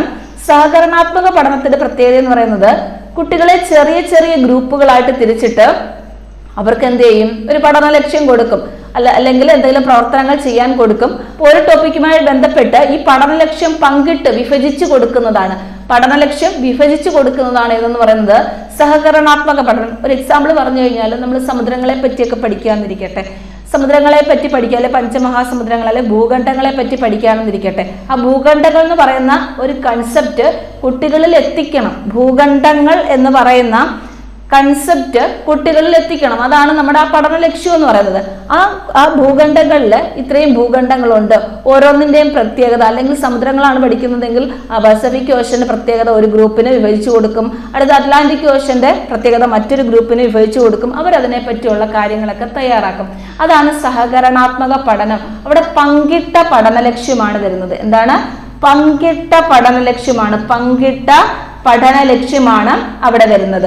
ഇനി സഹവർത്തിത പഠനം എന്ന് പറയുമ്പോഴോ ഒരു പഠന ലക്ഷ്യത്തെ മുൻനിർത്തിയാണ്, ഒരു പഠന ലക്ഷ്യത്തെ മുൻനിർത്തിയാണ് എന്ത് നടക്കുന്നത്? അവിടെ പ്രവർത്തനം നടക്കുന്നത്. ഉദാഹരണം പറഞ്ഞു കഴിഞ്ഞാൽ ക്ലാസ്സിൽ ഒരു പ്രോജക്റ്റ് നൽകി എന്നിരിക്കട്ടെ, എല്ലാവരും അതിന്റെ ഭാഗമായിട്ട് മാറുകയും വേണം. അപ്പൊ എന്ത് ചെയ്യും? എല്ലാവരും കൂടി ചേർന്നിട്ടാണ് ആ പ്രോജക്റ്റ് ചെയ്യേണ്ടുന്നത് എന്നിരിക്കട്ടെ. അപ്പോൾ ആ ക്ലാസ്സിലെ ഒരു കുട്ടിയാണോ അത് ചെയ്യുന്നത്? അല്ല, എല്ലാവരും അതിലെന്താകും? പങ്കാളിയാവും. ഒരാൾ അതിനെക്കുറിച്ചുള്ള ഡേറ്റ കളക്ട് ചെയ്യും, അടുത്ത ആൾ അത് തയ്യാറാക്കും, അടുത്ത ആൾ പിക്ചറുകൾ കളക്ട് ചെയ്ത് ഒട്ടിക്കും. അങ്ങനെ ഓരോരുത്തർക്കും ഓരോ ഉത്തരവാദിത്തങ്ങളുണ്ട് അല്ലേ. അപ്പൊ അവിടെ ഒരു പഠന ലക്ഷ്യമേ ഉള്ളൂ. പക്ഷെ ഇവിടെ വരുമ്പോഴോ പങ്കിട്ട പഠന ലക്ഷ്യമാണ്. അതാണ് ഇത് തമ്മിലുള്ള വ്യത്യാസം. രണ്ടും നമ്മൾ എവിടെ അപ്ലൈ ചെയ്യുന്നതാണ്? രണ്ടും നമ്മൾ ക്ലാസ് റൂമിൽ അപ്ലൈ ചെയ്യുന്നതും വിജയകരവുമാണ്, കുട്ടികൾക്ക് ഇൻട്രസ്റ്റുമാണ്. അതുകൊണ്ട് തന്നെ KCF 2007 മുന്നോട്ട് വെച്ച പഠന രീതികൾ എല്ലാം കാണാതെ പഠിക്കാൻ ഞാൻ പറയത്തില്ല, പക്ഷേ ഈ ചെറിയ ചെറിയ കാര്യങ്ങൾ കാണാതെ പഠിച്ചേ പറ്റത്തുള്ളൂ. ആ ടേമുകൾ സഹകരണാത്മക പഠനത്തിലും സഹവർത്തിത പഠനത്തിലും ഊന്നിയ പഠന രീതിയാണ് KCF 2007 മുന്നോട്ട് വയ്ക്കുന്നത്. അപ്പൊ ഇതിനു മുന്നേ പറഞ്ഞ കാര്യങ്ങൾ എന്തൊക്കെയാണ്? 2007 KCF പ്രാധാന്യം കൊടുത്ത ബൗദ്ധിക ചിന്തയാണ് ചോദിച്ചതെങ്കിലോ 2007 KCF പ്രാധാന്യം കൊടുത്ത ബൗദ്ധിക ചിന്ത ഏതാന്ന് ചോദിച്ചാൽ എന്താണ് പറയേണ്ടുന്നത്? അത് ബഹുമുഖ ബുദ്ധിയും. 2007 KCFന്റെ പ്രധാന കേന്ദ്രം എന്ന് പറയുന്നത് ആരാണ്? അത് പഠിതാവാണെന്ന് വേണം പറയാൻ. ഇനി 2007 KCFന്റെ അടിസ്ഥാന ചതുർഭുജ സങ്കല്പങ്ങൾ ഏതൊക്കെയാണെന്ന് ചോദിച്ചാൽ എന്ത് പറയണം? ലേണിംഗ് ടു നോ അറിയാനായി പഠിക്കുക, ലേണിംഗ് ടു ഡു ചെയ്യാനായി പഠിക്കുക, ലേണിംഗ് ടു ലിവ് ടുഗെദർ സഹജീവനത്തിനായി പഠിക്കുക, ലേണിംഗ് ടു ബി ആയി തീരാനായി പഠിക്കുക. അടുത്ത് പറഞ്ഞത് എന്തായിരുന്നു? കേരള പാഠ്യപദ്ധതി ചട്ടക്കൂട് 2007 വിശകലനം ചെയ്യുന്ന പ്രശ്ന മേഖലകൾ ഏതൊക്കെ? അതെന്ന് പറയുന്നത് നമ്മുടെ കേരളം അഭിമുഖീകരിക്കുന്ന സാമ്പത്തിക, സാംസ്കാരിക, രാഷ്ട്രീയ പ്രശ്നങ്ങളായിരുന്നു. KCF 2007 മുന്നോട്ട് വെച്ച പഠന രീതികൾ ഏതൊക്കെയെന്ന് ചോദിച്ചാലോ അത് സഹകരണാത്മക പഠനം, സഹവർത്തിത പഠനം, സംഘപഠനം എന്നൊക്കെ കണ്ടാലോ എല്ലാവരും കൂടി ഗ്രൂപ്പുകളായിട്ട് തിരിഞ്ഞ് ചെയ്യുന്ന പ്രവർത്തനങ്ങളൊക്കെ ആ ഒരു പഠന രീതി മുന്നോട്ട് വയ്ക്കുന്നത് നമ്മുടെ KCF 2007 ആണ്. അപ്പം കേട്ട് ഇതുപോലെ മൊത്തത്തിൽ ചുമ്മാ വായിച്ച് ഇങ്ങനെ നമുക്കൊന്നും അറിയാതെ വായിച്ചു വെച്ചാൽ നമുക്ക് ആൻസർ എഴുതാൻ പറ്റത്തില്ല. ഇപ്പൊ ഈ പറഞ്ഞ പോർഷനിൽ നിന്ന് ഒരു ക്വസ്റ്റ്യൻ വന്നാൽ ഉറപ്പായിട്ട് നിങ്ങൾ എഴുതുമെന്ന് എനിക്കറിയാം. കാരണം നിങ്ങൾക്ക് അത് എന്തെങ്കിലുമൊക്കെ കാര്യങ്ങൾ മൈൻഡിൽ ഇങ്ങനെ നിൽക്കും. കേട്ട് കേട്ട് കേട്ട് ഇതിനെ പരിചയപ്പെട്ടിരിക്കുക എന്നുള്ളതേ നമുക്ക് പറ്റത്തുള്ളൂ. അടുത്തെന്ന് പറയുന്നത് 2007 KCF പ്രകാരം അധ്യാപകൻ ക്ലാസ് മുറികളിലെ ഏകാധിപതികൾ അഥവാ അറിവ് നിക്ഷേപകൻ എന്നതിൽ നിന്നും പ്രേരകൻ അല്ലെങ്കിൽ കൈത്താങ്ങ് നൽകുന്നവൻ എന്ന നിലയിൽ മാറ്റപ്പെട്ടു. അപ്പം വീണ്ടും കുറച്ച് കാര്യങ്ങൾ പറയാണ്. ഇതെല്ലാം നമുക്ക് വേണ്ടുന്നതാണ്. എന്താ പറഞ്ഞത്? 2007 KCF പ്രകാരം 2007 KCF പ്രകാരം അധ്യാപകൻ എന്ന് പറയുന്നത് ആരാണ്? KCF പ്രകാരം. കാരണം പണ്ട് കാലത്ത് എന്ന് പറഞ്ഞാൽ കുറെ നാൾ മുന്നേ വരെ അധ്യാപക കേന്ദ്രീകൃതമായിരുന്നു വിദ്യാഭ്യാസം എന്ന് പറയുന്നത്, പ്രമേയ അധിഷ്ഠിതമായിരുന്നു വിദ്യാഭ്യാസം എന്ന് പറയുന്നത്. പക്ഷെ 2007 KCF ഒക്കെ വന്നപ്പോൾ അങ്ങനെ ഉള്ള വിദ്യാഭ്യാസ രീതിക്കല്ല പ്രാധാന്യം നൽകിയത്. അതുപോലെ അധ്യാപകന്റെ റോൾ എന്ന് പറയുന്നത് എന്താണെന്ന് പറഞ്ഞു. അങ്ങനെ ക്വസ്റ്റ്യൻ ചോദിക്കും. 2007 KCF പ്രകാരം അധ്യാപകന്റെ റോൾ എന്താണ്? അല്ലെങ്കിൽ 2007 KCF പ്രകാരം അധ്യാപകൻ ആരാണ് എന്ന് ചോദിച്ചാൽ ആരാണ്? ക്ലാസ് മുറികളിലെ ഏകാധിപതികളോ അല്ലെങ്കിൽ അറിവ് നിക്ഷേപകൻ ഒന്നുമല്ല അധ്യാപകൻ എന്ന് പറയുന്നത്. അധ്യാപകൻ പ്രേരകനാണ്. ഈ വാക്ക് ഓർത്തു വച്ചേക്കണം. അധ്യാപകൻ ആരാണ്? അധ്യാപകൻ പ്രേരകനാണ്. പ്രേരകൻ എന്ന് പറഞ്ഞാൽ എന്താണ്? ഫെസിലിറ്റേറ്റർ ആണ്, പ്രേരകനാണ്. കുട്ടികൾക്ക് ഹെൽപ്പ് ചെയ്യുന്ന ആളായിരിക്കണം. അറിവ് കുട്ടികൾ നിർമ്മിക്കും, അവർക്ക് വേണ്ടുന്ന സപ്പോർട്ട് കൊടുക്കുന്ന ആളായിരിക്കണം ആരെന്ന് പറയുന്നത്? അധ്യാപകൻ എന്ന് പറയുന്നത്. അധ്യാപകന്റെ റോളും അത് തന്നെയാണ്. അടുത്തതെന്ന് പറയുന്നത് കൈത്താങ് നൽകുന്നവനായിരിക്കണം, സ്കഫോൾഡർ. അപ്പൊ കൈത്താങ് എന്ന് പറയുന്ന ടേം ആരുമായി ബന്ധപ്പെട്ടിരിക്കുന്നു എന്ന് നമുക്കൊന്ന് ഓർത്തു നോക്കാം. തൊട്ടു മുന്നേ പറഞ്ഞതല്ലേ ഉള്ളൂ. കൈത്താങ് എന്ന് പറയുന്നത് നമ്മുടെ വൈഗോഡ്സ്കിയുടെ കൺസെപ്റ്റ് ആണ്. എന്താണ് കൈത്താങ് അല്ലെങ്കിൽ സ്കഫോൾഡിംഗ് എന്ന് പറയുന്നത്? കൈത്താങ് എന്ന് പറഞ്ഞാൽ ആശയം എന്താണ്? ആശയം ഇത്രയേ ഉള്ളൂ. തന്നേക്കാൾ കൂടുതൽ അറിവുള്ളത് അല്ലെങ്കിൽ ബുദ്ധിയിൽ മറ്റൊരാളേക്കാൾ ഉയർന്ന നിലയിൽ നിൽക്കുന്ന ഒരാള് തന്നേക്കാൾ താഴ്ന്ന നിലയിലുള്ള ആൾക്ക് നൽകുന്ന ഒരു സപ്പോർട്ടാണ് കൈത്താങ് എന്ന് പറയുന്നത്. ഭൗതിക നിലയില് താഴ്ന്ന നിലവാരമുള്ള ഒരാൾക്ക് ഉയർന്ന നിലവാരമുള്ള ഒരാൾ നൽകുന്ന ഒരു സപ്പോർട്ടാണ് ഇത് കൈത്താങ്. സിമ്പിളായിട്ട് ഓർത്തു വെച്ചാൽ അത്രേ ഉള്ളൂ. കൂടുതൽ അറിവുള്ള ഒരാൾ അറിവ് കുറഞ്ഞ ഒരാൾക്ക് നൽകുന്ന സപ്പോർട്ട് അതിനെയാണ് എന്തെന്ന് പറയുന്നത്? കൈത്താങ് അല്ലെങ്കിൽ സ്കഫോൾഡിംഗ് എന്ന് പറയുന്നത്. അപ്പൊ അധ്യാപകന്റെ റോൾ എന്ന് പറയുന്നത് എന്താണ്? അധ്യാപകൻ അറിവുണ്ട് അല്ലെ? ആ അറിവ് കുഞ്ഞുങ്ങൾക്ക് നേടിയെടുക്കാനായിട്ട് എന്ത് ചെയ്യും? കുട്ടികൾക്ക് ഒരു സപ്പോർട്ട് കൊടുക്കുന്ന ആളാണ് ആരെന്ന് പറയുന്നത്? അധ്യാപകൻ എന്ന് പറയുന്നത്. അപ്പൊ 2007 KCF പ്രകാരം അധ്യാപകന്റെ റോൾ എന്താണെന്ന് ക്വസ്റ്റ്യൻ പേപ്പറിൽ നിങ്ങൾ കാണും, അല്ലെ പ്രീവിയസ് വർക്ക് ചെയ്യുന്ന സമയത്ത് കാണും. അപ്പോൾ പറയണം ആരാണ് അധ്യാപകൻ? പ്രേരകനാണ്, അതുപോലെ കൈത്താങ് നൽകുന്ന ആളായിരിക്കണം. പ്രേരകനാണ്, കൈത്താങ് നൽകുന്ന ആളായിരിക്കണം. അപ്പൊ നമ്മൾ ഈ പറഞ്ഞ ഈ ഫാക്റ്റിൽ നിന്ന് നമ്മൾ ഓർത്തു വച്ചേക്കേണ്ടുന്ന കാര്യം എന്താണ്? 2007 KCF പ്രകാരം അധ്യാപകൻ ആരാണ്, അല്ലെങ്കിൽ അധ്യാപകന്റെ റോൾ എന്താണ്? 2007 KCF പ്രകാരം അധ്യാപകന്റെ റോൾ എന്താണ്? അധ്യാപകന്റെ റോൾ എന്താണ്? അധ്യാപകൻ ആരായിരിക്കണം? പ്രേരകനായിരിക്കണം. അധ്യാപകൻ ആരായിരിക്കണം? അധ്യാപകൻ പ്രേരകനായിരിക്കണം, അല്ലെങ്കിൽ കൈത്താങ് നൽകുന്ന ആളായിരിക്കണം. ഫെസിലിറ്റേറ്റർ ആയിരിക്കണം, അല്ലെങ്കിൽ സ്കഫോൾഡർ ആയിരിക്കണം. ഈ ടേമുകളും ഓർത്തു പോകണം. അടുത്തെന്ന് പറയുന്നത് 2007 KCF വിദ്യാർത്ഥികളിലെ സംഘപഠന പ്രവർത്തനങ്ങൾക്ക് മുൻതൂക്കം നൽകി. സംഘപഠന പ്രവർത്തനങ്ങൾ നേരത്തെ പറഞ്ഞു. ഏത് സംഘപഠന പ്രവർത്തനങ്ങൾ എന്ന് പറയുന്നത്? സഹകരണാത്മക പഠനവും സഹവർത്തിത പഠനവും. അത് സംഘപഠനമല്ലേ? സംഘപഠനം ഗ്രൂപ്പുകളായിട്ട് പഠിക്കുന്ന രീതിയല്ലേ? ഗ്രൂപ്പുകളായിട്ട് തിരിച്ചല്ലേ കുട്ടികൾക്ക് പ്രവർത്തനങ്ങൾ നൽകുന്നത്? അത് തന്നെയാണ് ഇവിടെ പറയുന്നത്. അപ്പൊ നമ്മൾ പഠിച്ചു വെക്കുമ്പം 2007 KCFന്റെ പഠന രീതികൾ പഠിക്കുമ്പോൾ സഹകരണാത്മക പഠനം എന്ന ഓപ്ഷനിൽ കണ്ടാലോ, സഹവർത്തിത പഠനം എന്ന ഓപ്ഷനിൽ കണ്ടാലോ, സംഘപഠനം എന്ന ഓപ്ഷനിൽ കണ്ടാലോ അതെല്ലാം ഇതിന്റെ ആൻസർ തന്നെയാണ്. അപ്പൊ KCF 2007 മുന്നോട്ട് വെച്ച പഠന രീതികൾ സഹകരണാത്മക പഠനം, സഹവർത്തിത പഠനം. ഇത് രണ്ടും എന്താണ്? സംഘപഠനമാണ്, ഗ്രൂപ്പ് ആക്ടിവിറ്റിയാണ്, കുട്ടികൾക്ക് കൊടുക്കുന്ന ഗ്രൂപ്പായിട്ട് കൊടുക്കുന്ന പ്രവർത്തനങ്ങളാണ്. അപ്പൊ KCFന്റെ പ്രത്യേകതയാണ് ഇത് ഇത്രയും എന്ന് പറയുന്നത്. അധ്യാപകൻ എങ്ങനെയുള്ള ആളായിരിക്കണം? ക്ലാസ്സിലെ ഏകാധിപതിയായിരിക്കരുത്. അറിവിന്റെ വിജ്ഞാനകോശമൊന്നും ആയിരിക്കരുത്. ആരെന്ന് പറയുന്നത്? അധ്യാപകൻ. കുട്ടികൾക്ക് ഇങ്ങനെ ഒരു സപ്പോർട്ട് കൊടുക്കുക മാത്രമേ ചെയ്യാവൂ. പ്രേരകൻ അല്ലെങ്കിൽ കൈത്താങ് നൽകുന്ന ആൾ മാത്രമായിരിക്കണം അധ്യാപകൻ എന്ന് പറയുന്നത്. അതുപോലെ ഏത് പ്രവർത്തനത്തിന് മുൻതൂക്കം നൽകി? സംഘ പഠന പ്രവർത്തനങ്ങൾക്ക്. അപ്പൊ നമ്മൾ ഓർത്തു വെക്കണം, ഈ 3 ടേമും ഓർത്തു വെച്ചേക്കുക. KCFന്റെ പ്രത്യേകതയാണ് ഏത്? സഹകരണാത്മക പഠനം, സഹവർത്തിത പഠനം, സംഘ പഠനം. ഇനി അടുത്തതായിട്ട് നമ്മൾ പഠിക്കാൻ പോകുന്നത് 2007 KCFന്റെ പ്രായോഗിക സമീപനങ്ങൾ എന്തൊക്കെയാണ്? ഇപ്പൊ തന്നെ ഏകദേശം എല്ലാ കാര്യങ്ങളും അറിയാവുന്നത് തന്നെയാണ്. KCFന്റെ പ്രത്യേകത KCF സിമ്പിളായിട്ട് ഓർത്തു വെക്കുമ്പോൾ എന്താണ്? ചൈൽഡ് സെന്റേർഡ് എഡ്യൂക്കേഷൻ, ശിശു കേന്ദ്രീകൃത വിദ്യാഭ്യാസം, പ്രവർത്തനത്തിൽ അധിഷ്ഠിതമായിട്ടുള്ള വിദ്യാഭ്യാസമായിരിക്കണം എന്ന് നമ്മുടെ മനസ്സിലുണ്ട്. 2007 KCFന്റെ പ്രായോഗിക സമീപനം എന്താണെന്ന് ചോദിക്കുക എന്നിരിക്കട്ടെ. ഒന്നാമത്തേന്ന് പറയുന്നത് പ്രവർത്തനാധിഷ്ഠിതവും പ്രക്രിയാബന്ധിതവുമായിരിക്കണം. ആ പ്രക്രിയാബന്ധിതം എന്ന് പറയുന്ന ടേമും എടുത്ത് ചോദിക്കാറുണ്ട്. ഓപ്ഷനിൽ പ്രക്രിയാബന്ധിതമായിരിക്കണം എന്ന് ചോദിക്കാറുണ്ട്. അപ്പം പ്രക്രിയാബന്ധിതം എന്താണെന്ന് നമ്മൾ പിന്നീട് പറയുന്നുണ്ട്. അതായത് കുട്ടി എന്ത് പഠിക്കണം എന്നുള്ളതല്ല, എങ്ങനെ പഠിക്കുന്നു എന്നുള്ളതാണ്. ആ പറയുന്നതിനെയാണ് പ്രക്രിയാബന്ധിതം എന്ന് പറയുന്നത്. നമുക്കായാലും പറഞ്ഞുകൂടായോ? നമ്മൾ എന്ത് പഠിക്കും? നമ്മൾ കുറേ കാര്യങ്ങൾ പഠിക്കുന്നു, എല്ലാം ഒന്നും മനസ്സിലിരിക്കുന്നില്ല. അതാണോ നല്ലത്? അതോ നമ്മൾ പഠിക്കുന്ന രീതി എങ്ങനെ പഠിക്കണം എന്നുള്ളതാണോ നല്ലത്? അങ്ങനെയൊക്കെ പറയുന്നതാണ് ഇതെന്ന് പറയുന്നത് പ്രക്രിയാബന്ധിതം എന്ന് പറയുന്ന ടേം കൊണ്ട് അർത്ഥമാക്കുന്നത്. നമുക്ക് പിന്നീട് വിശദമായിട്ട് ഇതിന്റെ ലാസ്റ്റ് ഒക്കെ പഠിക്കാനുണ്ട്. 2013 KCF ഇത് പറയുന്നുണ്ട്, അവിടെ നമുക്ക് വിശദമായിട്ട് പഠിക്കാനുണ്ട്. ഇപ്പൊ ടേം ഓർത്ത് വെച്ചേക്കുക. 2007 KCFന്റെ പ്രായോഗിക സമീപനങ്ങൾ എന്തൊക്കെയാണ്? ഒന്നാമത്തെ ഏതാണ്? പ്രവർത്തന അധിഷ്ഠിതവും പ്രക്രിയാബന്ധിതവും ആകണം. എങ്ങനെയാണ്? പ്രവർത്തനത്തിൽ അധിഷ്ഠിതമാകണം. അത് തന്നെയല്ലേ ഇപ്പോഴത്തെ ക്ലാസ് റൂമിൽ നടക്കുന്നത്? പ്രവർത്തന അധിഷ്ഠിതവും പ്രക്രിയാബന്ധിതവും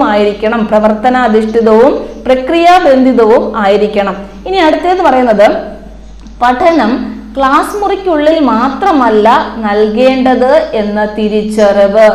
പഠനം ക്ലാസ് മുറിക്കുള്ളിൽ മാത്രം നടക്കുന്ന ഒരു പ്രോസസ് അല്ല. ക്ലാസ് മുറിയിൽ നിന്ന് കുട്ടികളെ അവരുടെ അറിവിനായിട്ട് എങ്ങോട്ട് കൊണ്ടുവരണം? പുറത്ത് കൊണ്ടുവരുത്തി പഠിപ്പിക്കണമെന്നല്ല, അവരുടെ അറിവിനെ പുറം ലോകവുമായിട്ട് ബന്ധിപ്പിക്കണം എന്നാണ് ഇതുകൊണ്ട് അർത്ഥമാക്കുന്നത്. ക്ലാസ് മുറിയിൽ മാത്രം ഒതുങ്ങി നിൽക്കുന്ന ഒന്നല്ല പഠന പ്രവർത്തനം എന്നുള്ളത്. കാരണം നമ്മൾ പുറത്തു നിന്നും ഒരുപാട് കാര്യങ്ങൾ പഠിക്കാറുണ്ട്. അവരുടെ അനുഭവങ്ങളെ പുറം ലോകമായിട്ട് നമുക്ക് എന്ത് ചെയ്യണം, ബന്ധപ്പെടുത്തണം എന്നാണ് പറയേണ്ടത്. പഠന പ്രക്രിയ നമ്മൾ എന്ത് ചെയ്യണം, പുറം ലോകവുമായിട്ട് ബന്ധപ്പെടുത്തണം. ഇപ്പൊ ക്ലാസ് മുറികളിൽ മാത്രം ഒതുങ്ങി നിൽക്കുന്ന ഒന്നല്ല ഏതെന്ന് പറയുന്നത്, പഠനം എന്ന് പറയുന്നത്. ആ തിരിച്ചറിവ് എന്തിന്റെ ഒരു സമീപനമായിരുന്നു? 2007 KCF-ന്റെ ഒരു പ്രായോഗിക സമീപനമായിരുന്നു. എന്തൊക്കെയാണ്?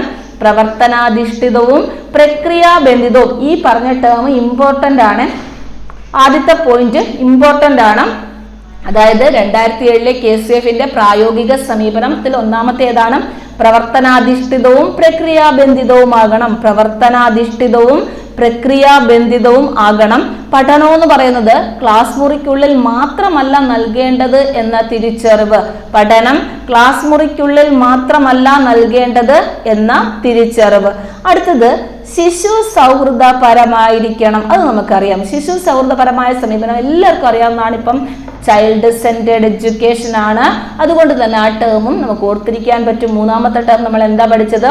ശിശു സൗഹൃദപരമായ സമീപനം. ശിശു സൗഹൃദപരമായ സമീപനം. ഇപ്പൊ 3 പഠിച്ചു. 2007 KCF-ന്റെ പ്രായോഗിക സമീപനത്തില് 3 പഠിച്ചു. ഒന്നാമത്തേതാണ് പ്രവർത്തനാധിഷ്ഠിതവും പ്രക്രിയാബന്ധിതവും ആകണം. പ്രവർത്തനാധിഷ്ഠിതവും പ്രക്രിയാബന്ധിതവും ആകണം.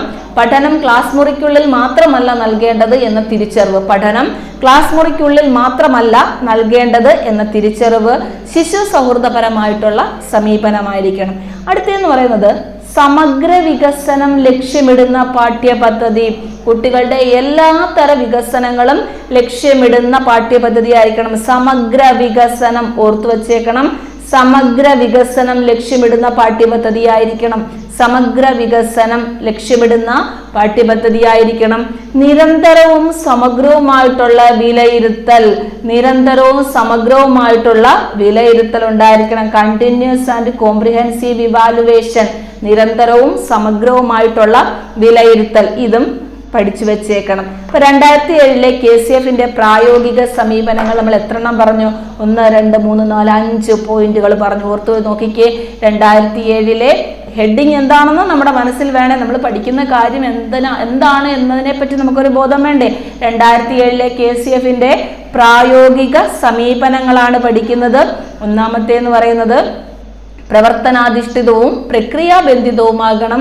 പഠനം ക്ലാസ് മുറിക്കുള്ളിൽ മാത്രമല്ല നൽകേണ്ടത് എന്ന തിരിച്ചറിവ് ശിശു സൗഹൃദപരമായിട്ടുള്ള സമീപനമായിരിക്കണം. സമഗ്ര വികസനം ലക്ഷ്യമിടുന്ന ഒരു പാഠ്യപദ്ധതിയായിരിക്കണം. നിരന്തരവും സമഗ്രവുമായിട്ടുള്ള വിലയിരുത്തൽ. ഒന്നുകൂടി ഓർത്തു നോക്കിക്കേ. 2007 KCF-ന്റെ പ്രായോഗിക സമീപനങ്ങൾ എന്തൊക്കെയാണ്? 5 സമീപനങ്ങളാണ് നമ്മളിപ്പോൾ പഠിച്ചതല്ലേ? എന്തൊക്കെയാണ്? പ്രവർത്തനാധിഷ്ഠിതവും പ്രക്രിയാബന്ധിതവും. നിങ്ങൾ ഇതിനകത്ത് ഏറ്റവും ഇമ്പോർട്ടൻ്റ് ആയിട്ട് പഠിച്ചു വെക്കേണ്ടതാണ് പ്രവർത്തനാധിഷ്ഠിതവും പ്രക്രിയാബന്ധിതവും. കാരണം ക്വസ്റ്റ്യൻ പേപ്പറിൽ കണ്ടിട്ടുണ്ട് പ്രക്രിയാബന്ധിതം എന്ന് പറയുന്ന ടേം. ഇനി പഠനം ക്ലാസ് മുറിക്കുള്ളിൽ മാത്രമല്ല നൽകേണ്ടത് എന്ന തിരിച്ചറിവ്, ശിശു സൗഹൃദപരമായിട്ടുള്ള സമീപനം, സമഗ്ര വികസനം ലക്ഷ്യമിടുന്ന പാഠ്യപദ്ധതി, നിരന്തരവും സമഗ്രവുമായ വിലയിരുത്തൽ. അപ്പൊ നമുക്ക് അടുത്തതിനകത്തോട്ട് പോകാം. ഇത്രയും മനസ്സിലുണ്ടെന്ന് വിചാരിക്കുന്നു. അടുത്തത് 2007 KCF-ന്റെ വിദ്യാഭ്യാസ ലക്ഷ്യങ്ങൾ എന്തൊക്കെയാണ്? അപ്പൊ എന്തൊക്കെ ലക്ഷ്യങ്ങളാണ് 2007 KCF മുന്നോട്ട് വയ്ക്കുന്നത്? അതാണ് നമ്മൾ പഠിക്കാനായിട്ട് പോകുന്നത്. ഒന്നാമത്തത് കുറേ കാര്യങ്ങൾ നമുക്ക് പഠിക്കാനുണ്ട് കേട്ടോ. കുറേ കാര്യങ്ങൾ അതിൽ ഓർത്തു വെച്ചേക്കുക. നമുക്ക് കേട്ടാൽ ആൻസർ എഴുതാൻ പറ്റണം. എല്ലാം കൂടി കാണാതെ പഠിക്കാൻ പറ്റുമെന്ന് വെച്ചാൽ പറ്റത്തില്ല അല്ലേ? കുത്തിയിരുന്ന എസ്സേ പോലെ കാണാതെ പഠിക്കാൻ പറ്റത്തില്ലല്ലോ. പക്ഷെ നമുക്ക് കേട്ടിരിക്കും. നമ്മൾ ഒരു തവണയെങ്കിലും കേട്ടിട്ടുണ്ടെങ്കിൽ ഈ ലക്ഷ്യം അതിനകത്തുണ്ടായിരുന്നു. ഏത് വേണമെങ്കിലും ചോദിക്കാം. അവർ കുറേ ലക്ഷ്യങ്ങൾ പറയുന്നുണ്ടല്ലേ? അതിൽ ഇന്നത് മാത്രമേ ചോദിക്കാവൂ എന്നില്ല. ഏത് ലക്ഷ്യം ചോദിച്ചാലും നമുക്ക് എഴുതാൻ പറ്റണം. അപ്പോൾ കുറേശ്ശെ പഠിക്കാം. 2007 KCF-ന്റെ വിദ്യാഭ്യാസ ലക്ഷ്യങ്ങൾ സാമൂഹ്യ നീതിക്ക് വേണ്ടിയുള്ള വിദ്യാഭ്യാസമായിരിക്കണം. ഒന്നാമത്തേതാണ് സാമൂഹ്യ നീതിക്ക് വേണ്ടിയുള്ള വിദ്യാഭ്യാസം. 2007 KCF-ന്റെ വിദ്യാഭ്യാസ ലക്ഷ്യങ്ങളിൽ ഒന്നാമത്തേതാണ് സാമൂഹ്യ നീതിക്ക് വേണ്ടിയുള്ള വിദ്യാഭ്യാസം. അടുത്തത് സന്തുലിതവും വിവേകപൂർണവുമായിട്ടുള്ള വികസനം. സന്തുലിതവും വിവേകപൂർണവുമായ വികസനം. ഒന്നാമത്തേതായിരുന്നു സാമൂഹ്യ നീതിക്ക് വേണ്ടിയുള്ള വിദ്യാഭ്യാസമായിരിക്കണം. സാമൂഹ്യ നീതിക്ക് വേണ്ടിയുള്ള വിദ്യാഭ്യാസം. അടുത്തതോ സന്തുലിതവും വിവേകപൂർണവുമായ വികസനം. സന്തുലിതവും വിവേകപൂർണവുമായിട്ടുള്ള വികസനം. അടുത്തത് മികച്ച പൗരത്വം വികസിപ്പിക്കുക എന്നതും ഇതിന്റെ ലക്ഷ്യമാണ്. കാരണം നമ്മൾ താമസിക്കുന്നത് ജനാധിപത്യപരമായിട്ടുള്ള ഒരു രാജ്യത്താണ് അല്ലെ. അപ്പം നമുക്ക് എന്ത് വേണം? മികച്ച ഒരു പൗരനായിട്ട് കുട്ടികളെ വാർത്തെടുക്കണം. അപ്പം മികച്ച പൗരത്വം കുട്ടികളിൽ വികസിപ്പിക്കുക എന്നുള്ളതും 2007 KCF-ന്റെ ലക്ഷ്യമാണ്. അപ്പം 3 പഠിച്ചല്ലോ. എന്തൊക്കെയാണ്? സാമൂഹ്യ നീതിക്ക് വേണ്ടിയുള്ള വിദ്യാഭ്യാസം, സന്തുലിതവും വിവേകപൂർണവുമായ വികസനം, മികച്ച പൗരത്വം വികസിപ്പിക്കുക. ഒന്നുകൂടി ഓർത്തു നോക്കിക്കേ. സാമൂഹ്യ നീതിക്ക് വേണ്ടിയുള്ള വിദ്യാഭ്യാസം, സന്തുലിതവും വിവേകപൂർണവുമായിട്ടുള്ള വികസനം, മികച്ച പൗരത്വം വികസിപ്പിക്കുക. അടുത്തത് ഉയർന്ന ദേശീയ ബോധം വളർത്തുക. കണക്ട് ചെയ്ത് പഠിച്ചേ. മികച്ച പൗരത്വം വികസിപ്പിക്കുക എന്ന് പറയുമ്പം നമുക്ക് എന്തുണ്ടായിരിക്കണം? ദേശീയ ബോധം ഉണ്ടായിരിക്കണം അല്ലെ. നാഷണാലിറ്റി എന്ന ചിന്ത, ഉയർന്ന ദേശീയ ബോധം കുട്ടികളിൽ വളർത്തുക എന്നുള്ളതും 2007 KCF-ന്റെ വിദ്യാഭ്യാസ ലക്ഷ്യങ്ങളിൽ ഒന്നായിരുന്നു. അപ്പൊ എന്തൊക്കെ പറഞ്ഞു? സാമൂഹ്യ നീതിക്ക് വേണ്ടിയുള്ള വിദ്യാഭ്യാസം, സന്തുലിതവും വിവേകപൂർണവുമായ വികസനം, മികച്ച പൗരത്വം വികസിപ്പിക്കുക, ഉയർന്ന ദേശീയ ബോധം വളർത്തുക. അടുത്തത് അവകാശബോധത്തിൽ അധിഷ്ഠിതമായ വിദ്യാഭ്യാസം. വിദ്യാഭ്യാസം എന്ന് പറഞ്ഞാൽ കുട്ടികളുടെ അവകാശം തന്നെയാണ് അല്ലെ. RT act, right to education act ഒക്കെ വന്നിട്ടുണ്ടല്ലേ. കുട്ടികൾക്ക് വിദ്യാഭ്യാസം നൽകേണ്ടത് രക്ഷിതാക്കളുടെ കടമയാണ്. എല്ലാം നമ്മൾ പഠിക്കുന്നുണ്ടല്ലേ. അവകാശബോധത്തിൽ അധിഷ്ഠിതമായിട്ടുള്ള വിദ്യാഭ്യാസമായിരിക്കണം. അവകാശബോധത്തിൽ അധിഷ്ഠിതമായ വിദ്യാഭ്യാസം. ഒന്നുകൂടെ ഓർത്തു നോക്കിയേ. സാമൂഹ്യ നീതിക്ക് വേണ്ടിയുള്ള വിദ്യാഭ്യാസം, സന്തുലിതവും വിവേകപൂർണവുമായിട്ടുള്ള വികസനം, മികച്ച പൗരത്വം വികസിപ്പിക്കുക, ഉയർന്ന ദേശീയ ബോധം വളർത്തുക. അത് രണ്ടും കൂടെ മാറിപ്പോകത്തില്ല. കാരണം ഒരേ പാറ്റേണിൽ വരുന്നതാണ്. അത് രണ്ടും കൂടെ ഒരുമിച്ച് അങ്ങ് പഠിക്കണം. എങ്ങനെയാണ്? മികച്ച പൗരത്വം വികസിപ്പിക്കുക, ഉയർന്ന ദേശീയ ബോധം വളർത്തുക, അവകാശ ബോധത്തിൽ അധിഷ്ഠിതമായിട്ടുള്ള വിദ്യാഭ്യാസം. അടുത്തത് ശാസ്ത്ര സാങ്കേതിക അവബോധം വളർത്തൽ. ഇന്നത്തെ കാലത്ത് നമുക്ക് അത്യാവശ്യം വേണ്ടുന്നതാണ് അല്ലെ. ശാസ്ത്ര സാങ്കേതിക അവബോധം വളർത്തൽ. കുട്ടികളിൽ അതിനുള്ള താല്പര്യം വളർത്തിയെടുക്കണം. ശാസ്ത്ര സാങ്കേതിക അവബോധം വളർത്തൽ. അപ്പൊ ഇത്രയും കാര്യങ്ങളാണ് ആദ്യം പറഞ്ഞത്. ഇനിയുമുണ്ട്. എന്താണ് നമ്മൾ പഠിക്കുന്നത്? 2007 KCF-ന്റെ വിദ്യാഭ്യാസ ലക്ഷ്യങ്ങൾ. കുട്ടികളെ എങ്ങനെ വാർത്തെടുക്കണം, കുട്ടികൾക്ക് എന്തെല്ലാം നേട്ടങ്ങൾ ഉണ്ടാകണം എന്നുള്ളതാണ് നമ്മൾ പഠിക്കുന്നത്. അതായത് 2007 KCF പ്രകാരം അവര് പറയുന്ന കാര്യങ്ങൾ, ഇന്ന കാര്യങ്ങൾ, ഇന്ന ഡെവലപ്മെന്റ് കുട്ടികൾക്ക് ഉണ്ടാകണം എന്ന് പറയുന്നത് എന്തൊക്കെയാണ്? ഒന്നാമത്തേന്ന് പറയുന്നത് സാമൂഹ്യ നീതിക്ക് വേണ്ടിയുള്ള വിദ്യാഭ്യാസം, സന്തുലിതവും വിവേകപൂർണവുമായ വികസനം, മികച്ച പൗരത്വം വികസിപ്പിക്കുക, ഉയർന്ന ദേശീയ ബോധം വളർത്തുക, അവകാശ ബോധത്തിൽ അധിഷ്ഠിതമായ വിദ്യാഭ്യാസം, ശാസ്ത്ര സാങ്കേതിക അവബോധം വളർത്തൽ. എന്തൊക്കെ പറഞ്ഞു?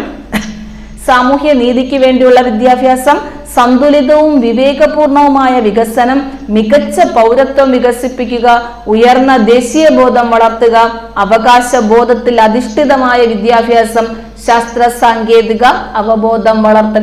വീണ്ടും പറയുന്നത് നിങ്ങൾക്ക് നന്നായിട്ട് കേട്ട് മെമ്മറിയിൽ ഇങ്ങനെ ഇരിക്കാൻ വേണ്ടിയിട്ട്, അല്ലെങ്കിൽ നമുക്ക് വായിച്ചാൽ പോലും ഇഷ്ടപ്പെടത്തില്ല. ഇതൊക്കെ എന്തൊക്കെയാണ് എന്ന് തോന്നിപ്പോകുന്ന, അത്രയും ഡ്രൈ ആയിട്ട് നമുക്ക് തോന്നുന്ന ഒരു ഏരിയ അല്ലേ. കേട്ടിരിക്കുമ്പോൾ എന്ത് ചെയ്യും?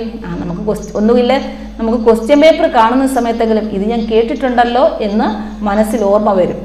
അടുത്തതെന്ന് പറഞ്ഞാൽ ഇതിന്റെ ബാലൻസ് തന്നെയാണേ. കുറേശ്ശെ പറഞ്ഞു തന്നേ ഉള്ളൂ. ഒരുമിച്ച് ചുമ്മാ വായിച്ചങ്ങ് പോയി കഴിഞ്ഞാൽ നിങ്ങളുടെ മനസ്സിൽ നിൽക്കത്തില്ല. അടുത്തതെന്ന് പറയുന്നത് സാംസ്കാരിക തനിമ പാലിക്കുക. അടുത്ത ലക്ഷ്യം ഏതാണ്? സാംസ്കാരിക തനിമ പാലിക്കുക. സാംസ്കാരിക തനിമ പാലിക്കുക, തൊഴിൽ നൈപുണ്യം വളർത്തുക. ഇത് രണ്ടും കൂടെ ഒരുമിച്ച് നമുക്ക് അങ്ങ് പഠിക്കാം. സാംസ്കാരിക തനിമ പാലിക്കുക, തൊഴിൽ നൈപുണ്യം വളർത്തുക എന്നുള്ളതും KCF 2007 ലക്ഷ്യമായിരുന്നു. എന്തൊക്കെയാണ്? സാംസ്കാരിക തനിമ പരിപാലിക്കുക, നല്ലൊരു സംസ്കാരം കുട്ടികളിൽ വളർത്തിയെടുക്കുക. നമ്മളെല്ലാം എന്താണ്? സാമൂഹ്യ ജീവികളാണ്. അതായത് ഒരു സമൂഹത്തിലാണ് ജീവിക്കുന്നത്. അവിടെ ജീവിക്കാൻ പറ്റുന്ന നല്ല രീതിയിൽ, നല്ലൊരു പൗരനായിട്ട് ജീവിക്കാൻ ഉതകുന്ന തരത്തില് സാംസ്കാരിക തനിമ കുട്ടികളിൽ ഉണ്ടാക്കിയെടുക്കണം. അപ്പൊ സാംസ്കാരിക തനിമ പരിപാലിക്കുക എന്നുള്ളതും 2007 KCF-ന്റെ എന്തായിരുന്നു? ലക്ഷ്യമായിരുന്നു. തൊഴിൽ നൈപുണി വളർത്തുക. തൊഴിലിനെ പറ്റി ഒരുപാട് കാര്യങ്ങൾ വാർത്താ പദ്ധതി കാലത്ത് തൊട്ട് തന്നെ നമ്മൾ പറയുന്നുണ്ട് അല്ലെ. തൊഴിൽ നൈപുണി കുട്ടികളിൽ വളർത്തുക. അടുത്തത് സാമൂഹികവും ജനാധിപത്യപരവുമായിട്ടുള്ള മൂല്യങ്ങൾ നേടുക. സാമൂഹികവും ജനാധിപത്യപരവുമായിട്ടുള്ള മൂല്യങ്ങൾ നേടുക. അത് തന്നെയാണ് ഇതാണ് നമ്മൾ കുറച്ച് മുന്നേ പറഞ്ഞില്ലേ, മികച്ച പൗരത്വം വികസിപ്പിക്കുക, ഉയർന്ന ദേശീയ ബോധം വളർത്തുക. അതിന്റെ അടിസ്ഥാനത്തിൽ അതുപോലെ തന്നെ പറയുന്നതാണ് അത് സാമൂഹികവും ജനാധിപത്യപരവുമായിട്ടുള്ള മൂല്യങ്ങൾ നേടുക. ഏതാണ്? സാമൂഹികവും ജനാധിപത്യപരവുമായിട്ടുള്ള മൂല്യങ്ങൾ നേടിയെടുക്കുക. അപ്പൊ എന്തൊക്കെ പറഞ്ഞു? സാംസ്കാരിക തനിമ പരിപാലിക്കുക, തൊഴിൽ നൈപുണി വളർത്തുക, സാമൂഹികവും ജനാധിപത്യപരവുമായിട്ടുള്ള മൂല്യങ്ങൾ നേടുക. അടുത്തത് ഇമ്പോർട്ടൻ്റ് ആണ്, ചെറുത്തുനിൽപ്പിന് കരുത്ത് പകരുക. ഇന്നത്തെ കാലത്ത് കുട്ടികൾ നമുക്കറിയാം സ്കൂളുകളിലൊക്കെ കുറേ ന്യൂസുകളും കാര്യങ്ങളും ഒക്കെ വരുന്നുണ്ട് അല്ലേ. അപ്പോൾ സെൽഫ് ആയിട്ട് അവർക്ക് എന്ത് വേണം? ഒരു ചെറുത്ത് നിൽക്കാനുള്ള ഒരു മെക്കാനിസം കുട്ടികളിൽ ഉണ്ടായിരിക്കണം അല്ലേ. അപ്പം ചെറുത്ത് നിൽപ്പിനുള്ള കരുത്ത് പകരുക എന്നുള്ളതും ഇതിൻ്റെ ലക്ഷ്യമാണ്. ചെറുത്ത് നിൽപ്പിനുള്ള കരുത്ത് പകരുക. അടുത്തത് അറിവിന്റെ നിർമ്മാണ വിനിമയം ഊന്നിയുള്ള വിദ്യാഭ്യാസം. അറിവിന്റെ നിർമ്മാണ വിനിമയം എന്ന് പറയുമ്പോൾ എന്താണ്? അധ്യാപകൻ കുട്ടികൾക്ക് അറിവ് മൊത്തത്തിൽ പകർന്നു നൽകുകയല്ല, അവിടെ നടക്കേണ്ടത് എന്താണ്? അറിവിന്റെ വിനിമയം അല്ല നടക്കേണ്ടത്. ഓർമ്മ വേണം, അറിവിന്റെ വിനിമയം അല്ല. അറിവിന്റെ വിനിമയം അധ്യാപകൻ കുട്ടികൾക്ക് പകർന്നു നൽകുന്നതാണ് അല്ലെ. അറിവിന്റെ നിർമ്മാണ വിനിമയം, അറിവ് എങ്ങനെയായിരിക്കണം? കുട്ടികളെ കൊണ്ട് നിർമ്മിച്ചെടുക്കണം. അതാണ് പ്രവർത്തനത്തിൽ അധിഷ്ഠിതമായിട്ട്, അതുപോലെ സഹകരണാത്മകമായിട്ട്, സംഘമായിട്ട്, സഹവർത്തിതമായിട്ട്. അപ്പൊ അവിടെ എന്ത് നടക്കുന്നു? അറിവിന്റെ നിർമ്മാണം അവിടെ നടക്കുന്നുണ്ട്. അപ്പൊ അറിവിന്റെ നിർമ്മാണ വിനിമയം ഊന്നിയുള്ള വിദ്യാഭ്യാസം, സാംസ്കാരിക തനിമ പരിപാലിക്കുക, തൊഴിൽ നൈപുണി വളർത്തുക, സാമൂഹികവും ജനാധിപത്യപരവുമായിട്ടുള്ള മൂല്യങ്ങൾ നേടുക, ചെറുത്തുനിൽപ്പിന് കരുത്ത് പകരുക, അറിവിന്റെ നിർമ്മാണ വിനിമയം ഊന്നിയുള്ള വിദ്യാഭ്യാസം. വിമർശനാത്മക സമീപനം പോഷിപ്പിക്കുന്ന വിദ്യാഭ്യാസം. ഇനി തെറ്റത്തേയില്ല. വിമർശനാത്മക ബോധനം പൗലോ ഫ്രെയറിന്റെ നമ്മൾ പഠിച്ചു കഴിഞ്ഞു. വിമർശനാത്മക സമീപനം എന്ന് കേട്ട് കഴിഞ്ഞാൽ ഉടനെ തന്നെ നമുക്ക് എന്ത് പറയാം? അത് KCF 2007 പ്രത്യേകതയാണ്. അപ്പൊ ആ ലക്ഷ്യത്തിലും അത് തന്നെയുണ്ട് അല്ലെ. വിമർശനാത്മക സമീപനം പോഷിപ്പിക്കുന്ന വിദ്യാഭ്യാസം ആയിരിക്കണം. അപ്പൊ ഒന്നും കൂടെ പറഞ്ഞു നോക്കി. ഇപ്പൊ പറഞ്ഞ അത്രയും പോയിന്റ് എന്തൊക്കെയാണ്? KCF-ന്റെ പ്രായോഗിക ലക്ഷ്യങ്ങൾ എന്തൊക്കെയായിരുന്നു? സാംസ്കാരിക തനിമ പരിപാലിക്കുക, സാംസ്കാരിക തനിമ പരിപാലിക്കുക, തൊഴിൽ നൈപുണി വളർത്തുക. സാംസ്കാരിക തനിമ പരിപാലിക്കുക, തൊഴിൽ നൈപുണി വളർത്തുക, സാമൂഹികവും ജനാധിപത്യപരവുമായിട്ടുള്ള മൂല്യങ്ങൾ നേടുക, ചെറുത്തുനിൽപ്പിന് കരുത്ത് പകരുക, അറിവിന്റെ നിർമ്മാണ വിനിമയം ഊന്നിയിട്ടുള്ള വിദ്യാഭ്യാസം, വിമർശനാത്മക സമീപനം പോഷിപ്പിക്കുന്ന വിദ്യാഭ്യാസം ആകണം. ഇത്രയുമാണ് 2007 KCF-ന്റെ വിദ്യാഭ്യാസ ലക്ഷ്യങ്ങൾ എന്ന് പറയുന്നത്. എന്തെല്ലാം കാര്യങ്ങൾ ആ ലക്ഷ്യത്തിൽ നമ്മൾ പഠിച്ചെന്ന് നോക്കിക്കേ. സാമൂഹ്യ നീതിക്ക് വേണ്ടിയുള്ള വിദ്യാഭ്യാസം, സന്തുലിതവും വിവേകപൂർണവുമായിട്ടുള്ള വികസനം, മികച്ച പൗരത്വം വികസിപ്പിക്കുക, ഉയർന്ന ദേശീയ ബോധം വളർത്തുക, അവകാശബോധത്തിൽ അധിഷ്ഠിതമായിട്ടുള്ള വിദ്യാഭ്യാസം, ശാസ്ത്ര സാങ്കേതിക അവബോധം വളർത്തല്, സാംസ്കാരിക തനിമ പരിപാലിക്കുക, തൊഴിൽ നൈപുണി വളർത്തുക, സാമൂഹികവും ജനാധിപത്യപരവുമായിട്ടുള്ള മൂല്യങ്ങൾ നേടുക, ചെറുത്തുനിൽപ്പിന് കരുത്ത് പകരുക, അറിവിന്റെ നിർമ്മാണ വിനിമയം ഊന്നിയുള്ള വിദ്യാഭ്യാസം, വിമർശനാത്മക സമീപനം പോഷിപ്പിക്കുന്ന വിദ്യാഭ്യാസം. ഇത്രയും ലക്ഷ്യങ്ങൾ നമ്മൾ പറഞ്ഞല്ലേ. അപ്പം ഇതെല്ലാം കൂടെ കാണാതെ പഠിച്ചു വെക്കാതെ ഇങ്ങനെ വായിച്ചുകൊണ്ടേയിരിക്കുക. എന്തൊക്കെ കാര്യങ്ങളുണ്ട്, എന്തൊക്കെ ഫാക്റ്റുകളാണ് ഇവിടെ പറയുന്നത് എന്നുള്ള രീതിയിൽ ഒന്ന് പഠിച്ചു വെക്കാന്ന് പറഞ്ഞാൽ കാണാപ്പാടം പഠിച്ചു വെക്കാനല്ല, മനസ്സിലാക്കി വെക്കാനേ നമുക്ക് പറ്റത്തുള്ളൂ. കാരണം KCF 2013 കൂടെ വരുമ്പോഴത്തേക്ക് അതിലും കുറേ കാര്യങ്ങൾ, ഒരുപാട് ഇതിനേക്കാളും കൂടുതൽ കാര്യങ്ങൾ ഇതിൽ പറയുന്നുണ്ട്.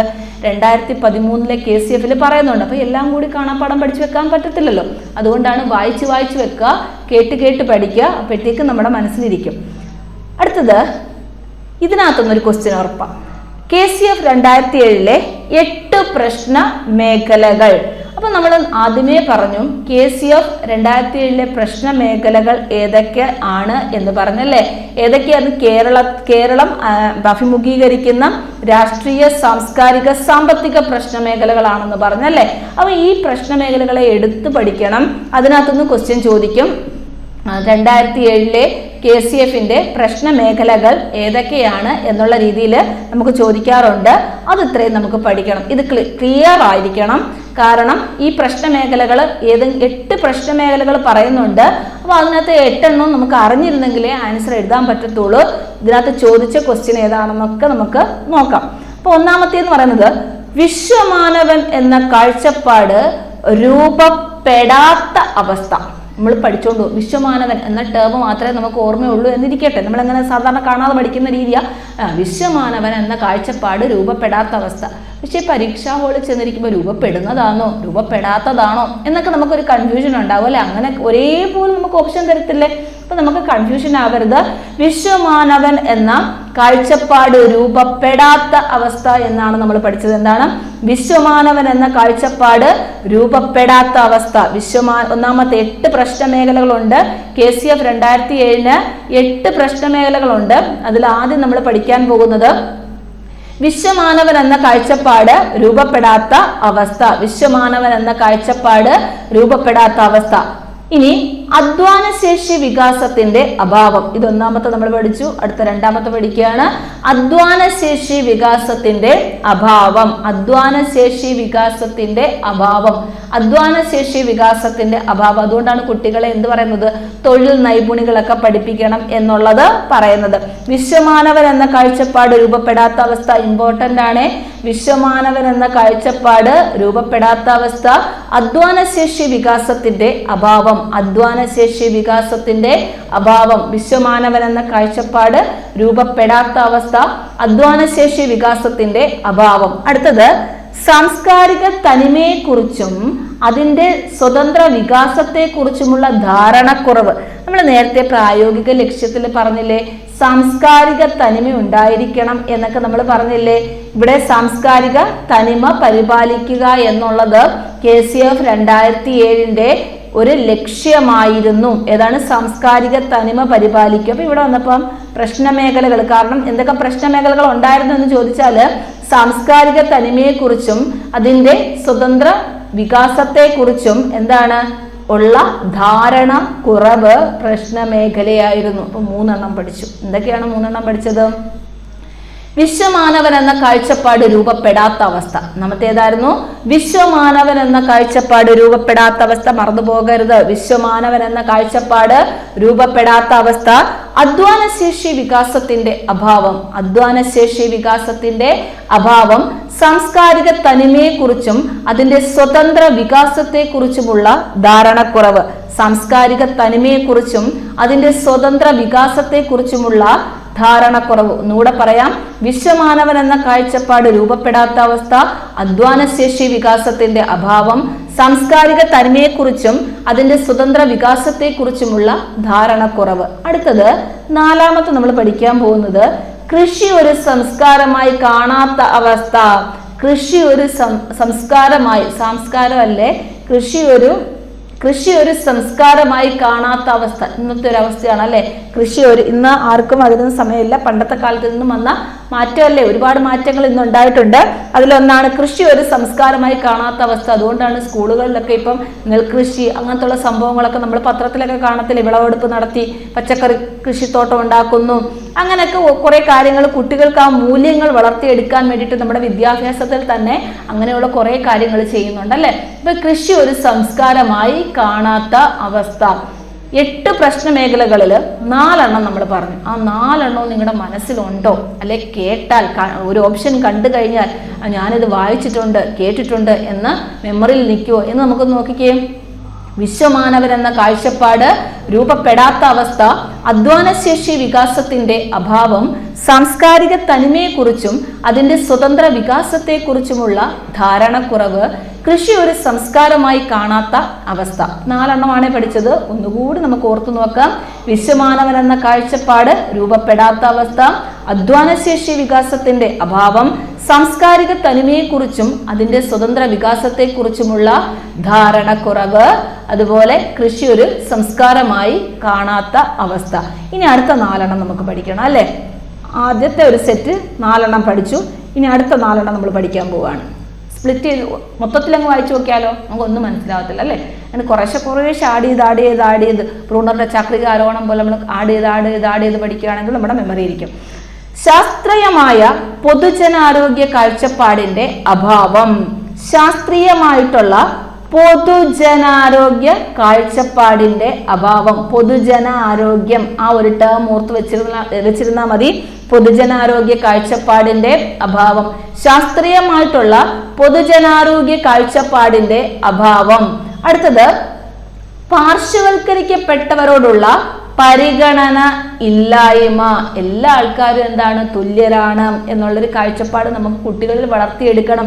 പാർശ്വവൽക്കരിക്കപ്പെട്ടവര് അങ്ങനെ ഒന്നുമില്ല. നമ്മുടെ ഭൂമിയിൽ ജീവിക്കുന്ന എല്ലാവരും എന്താണ്, ഒന്ന് തന്നെയാണ് എന്നുള്ളൊരു കാഴ്ചപ്പാട് കുട്ടികളിൽ വളർത്തിയെടുക്കണം. പാർശ്വവൽക്കരിക്കപ്പെട്ടെന്നോ അല്ലെങ്കിൽ അങ്ങനെയുള്ള ആൾക്കാര് അങ്ങനെയുള്ള വേർതിരിവൊന്നും കുട്ടികളിൽ കുട്ടികളിൽ അടിച്ചേൽപ്പിക്കാനോ അല്ലെങ്കിൽ അങ്ങനെ ഒരു മനോഭാവം കുട്ടികളിൽ വളർത്തിയെടുക്കാനോ ഒന്നും ഉതകരുത്. നമ്മൾ ഒരു ക്ലാസ് എടുത്താൽ തന്നെ അവിടെ എല്ലാത്തരം കുട്ടികളും ഉണ്ടല്ലേ. ഇപ്പോൾ എന്ന് പറയുന്നത് ഇൻക്ലൂസീവ് എഡ്യൂക്കേഷൻ ആണ്. അതായത് എല്ലാ കുട്ടികൾക്കും വേണ്ടിയുള്ള ഭിന്നശേഷിക്കാരായിക്കോട്ടെ അങ്ങനെയുള്ള കുട്ടികളെ എല്ലാം ഉൾപ്പെടുത്തിയ ക്ലാസ് റൂമാണ് നമ്മുടെ ക്ലാസ് റൂം എന്ന് പറയുന്നത്. എല്ലാം ഒരേ നിലവാരത്തിലുള്ള കുട്ടികളല്ല നമ്മുടെ മുന്നിലിരിക്കുന്ന കുഞ്ഞുങ്ങൾ എന്ന് പറയുന്നത് അല്ലെ. ഇപ്പൊ പാർശ്വവൽക്കരിക്കപ്പെട്ടവരോടുള്ള പരിഗണന ഇല്ലായ്മ എന്നുള്ളതും പ്രശ്നമേഖല തന്നെയായിരുന്നു. അപ്പൊ നമ്മള് അടുത്ത സെറ്റ് പഠിച്ചു. ഏതാണ്? ശാസ്ത്രീയമായ പൊതുജനാരോഗ്യ കാഴ്ചപ്പാടിന്റെ അഭാവം. ശാസ്ത്രീയമായ പൊതുജനാരോഗ്യ കാഴ്ചപ്പാടിന്റെ അഭാവം. പാർശ്വവൽക്കരിക്കപ്പെട്ടവരോടുള്ള പരിഗണന ഇല്ലായ്മ. പാർശ്വവൽക്കരിക്കപ്പെട്ടവരോടുള്ള പരിഗണന ഇല്ലായ്മ. അടുത്തേന്ന് പറയുന്നത് ശാസ്ത്രീയമായ മാനേജ്മെന്റിന്റെ അഭാവം. ശാസ്ത്രീയമായ മാനേജ്മെന്റ് എല്ലാം ഒത്തിണക്കി കൊണ്ടുപോകാനുള്ള ഒരു ശാസ്ത്രീയമായിട്ടുള്ള രീതി നമുക്ക് ഇല്ല എന്നുള്ളത്. ശാസ്ത്രീയമായിട്ടുള്ള മാനേജ്മെന്റിന്റെ അഭാവം. അപ്പൊ ആദ്യം തൊട്ടൊന്ന് ഓർത്തു നോക്കിയേ. വിശ്വമാനവൻ എന്ന കാഴ്ചപ്പാട് രൂപപ്പെടാത്ത അവസ്ഥ, അധ്വാനശേഷി വികാസത്തിന്റെ അഭാവം, സാംസ്കാരിക തനിമയെക്കുറിച്ചും അതിന്റെ സ്വതന്ത്ര വികാസത്തെക്കുറിച്ചുമുള്ള ധാരണക്കുറവ്. അടുത്തത് കൃഷി ഒരു സംസ്കാരമായി കാണാത്ത അവസ്ഥ, ശാസ്ത്രീയമായ പൊതുജനാരോഗ്യ കാഴ്ചപ്പാടിന്റെ അഭാവം, പാർശ്വവൽക്കരിക്കപ്പെട്ടവരോടുള്ള പരിഗണന ഇല്ലായ്മ, ശാസ്ത്രീയമായ മാനേജ്മെന്റിന്റെ അഭാവം. എല്ലാം പ്രശ്നമേഖലകളാണ്. ഇല്ലാത്ത അവസ്ഥ, ധാരണക്കുറവ്, അങ്ങനെയുള്ള ടേമുകൾ ഉപയോഗിക്കുന്നത്. ഇനി അടുത്തത് ലാസ്റ്റ് എന്ന് പറയുന്നത് പരിസ്ഥിതി സൗഹൃദപരമായിട്ടുള്ള വ്യവസായവൽക്കരണത്തിന്റെയും നഗരവൽക്കരണത്തിന്റെയും അഭാവം. നമ്മൾ വിചാരിക്കും നമ്മൾ പഠിക്കുന്ന വിദ്യാഭ്യാസത്തെ പറ്റിയല്ലേ, പിന്നെന്താണ് ഇങ്ങനെയൊക്കെ പറയുന്നത്? ഈ കാര്യങ്ങളൊക്കെ എന്തിനാ പറയുന്നത്? പൊതുജനാരോഗ്യം, അതുപോലെ പരിസ്ഥിതി, ശാസ്ത്രീയമായ കാഴ്ചപ്പാട്, കൃഷി, ഇവയൊക്കെ പറയുന്നത് എന്തിനാണ്? ഈ മൂല്യങ്ങളെല്ലാം നമുക്ക് എന്ത് വേണം? കുട്ടികളിൽ വളർത്തിയെടുക്കണം അല്ലേ. എന്നാലല്ലേ കുട്ടികളെ ദേശീയ ബോധമുള്ള നല്ലൊരു പൗരനായി നമ്മുടെ ജനാധിപത്യ രാജ്യത്ത് ജീവിക്കാൻ ഉതകുന്ന തരത്തിൽ കുട്ടിയെ വാർത്തെടുക്കാനായിട്ട് പറ്റത്തോളും. അതുകൊണ്ടാണ് KCOയുടെ പ്രശ്ന മേഖലകൾ ഏതാണെന്ന് ചോദിച്ചപ്പോൾ രാഷ്ട്രീയ, സാംസ്കാരിക മേഖല, സാമ്പത്തിക മേഖലകൾ, ആ മേഖലകളിലെ പ്രശ്നങ്ങളാണെന്ന് പറഞ്ഞത്. എന്തുകൊണ്ടാണ്? ഈ പറയുന്ന കാര്യങ്ങളെല്ലാം നമ്മുടെ വിദ്യാഭ്യാസത്തിൽ ഉൾപ്പെടുത്തണം അല്ലേ. ഇതെല്ലാം കുട്ടികൾ അറിഞ്ഞിരിക്കേണ്ടുന്ന കാര്യങ്ങൾ തന്നെയാണ് അല്ലേ. അപ്പൊ നോക്കിക്കേ, ലാസ്റ്റ് പറഞ്ഞ എന്താണ്? പരിസ്ഥിതി സൗഹൃദപരമായ വ്യവസായവൽക്കരണത്തിന്റെയും നഗരവൽക്കരണത്തിന്റെയും അഭാവം. പരിസ്ഥിതി സൗഹൃദപരമായ വ്യവസായവൽക്കരണത്തിന്റെയും നഗരവൽക്കരണത്തിന്റെയും അഭാവം എന്നുള്ളതും ഇതിലെ പ്രശ്നമേഖലകളായിരുന്നു. അപ്പൊ ഈ ലാസ്റ്റ് 4 നോക്കിക്കേ.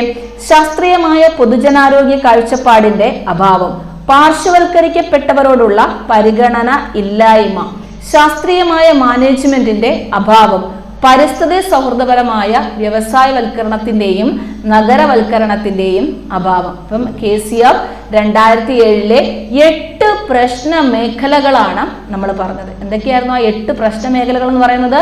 വിശ്വമാനവൻ എന്ന കാഴ്ചപ്പാട് രൂപപ്പെടാത്ത അവസ്ഥ, അധ്വാനശേഷി വികാസത്തിന്റെ അഭാവം, സാംസ്കാരിക തനിമയെക്കുറിച്ചും അതിന്റെ സ്വതന്ത്ര വികാസത്തെക്കുറിച്ചുമുള്ള ധാരണക്കുറവ്, കൃഷി ഒരു സംസ്കാരമായി കാണാത്ത അവസ്ഥ, ശാസ്ത്രീയമായ പൊതുജനാരോഗ്യ കാഴ്ചപ്പാടിന്റെ അഭാവം, പാർശ്വവൽക്കരിക്കപ്പെട്ടവരോടുള്ള പരിഗണനയില്ലായ്മ, ശാസ്ത്രീയമായിട്ടുള്ള മാനേജ്മെന്റിന്റെ അഭാവം, പരിസ്ഥിതി സൗഹൃദപരമായിട്ടുള്ള വ്യവസായവൽക്കരണത്തിന്റെയും നഗരവൽക്കരണത്തിന്റെയും അഭാവം. ഇതില് ഓരോന്നെടുത്ത് ക്വസ്റ്റ്യൻ ചോദിക്കാം. KCF 2007 8 പ്രശ്ന മേഖലകളിൽ ഏതാണ് താഴെ പറയുന്നതിൽ ഉൾപ്പെടുന്നത്, ഉൾപ്പെടാത്തത് എന്നൊക്കെ പറഞ്ഞ് നമുക്ക് ക്വസ്റ്റ്യൻ ചോദിക്കാൻ. നമുക്ക് ഇതേപോലെ പഠിച്ചു വെച്ചെങ്കിലേ പറ്റത്തുള്ളൂ. 8 എണ്ണം ഉണ്ടെന്നുള്ള കാര്യം ഓർത്ത് വെച്ചേക്കണം. കുറച്ച് വിശ്വമാനവൻ ആ ഒരു വാക്ക് മാത്രം ഓർത്ത് വെച്ചേക്കുക. അധ്വാനശേഷി അങ്ങനെ നമുക്ക് ഓർത്ത് വെച്ചേക്കാൻ പറ്റുമല്ലോ.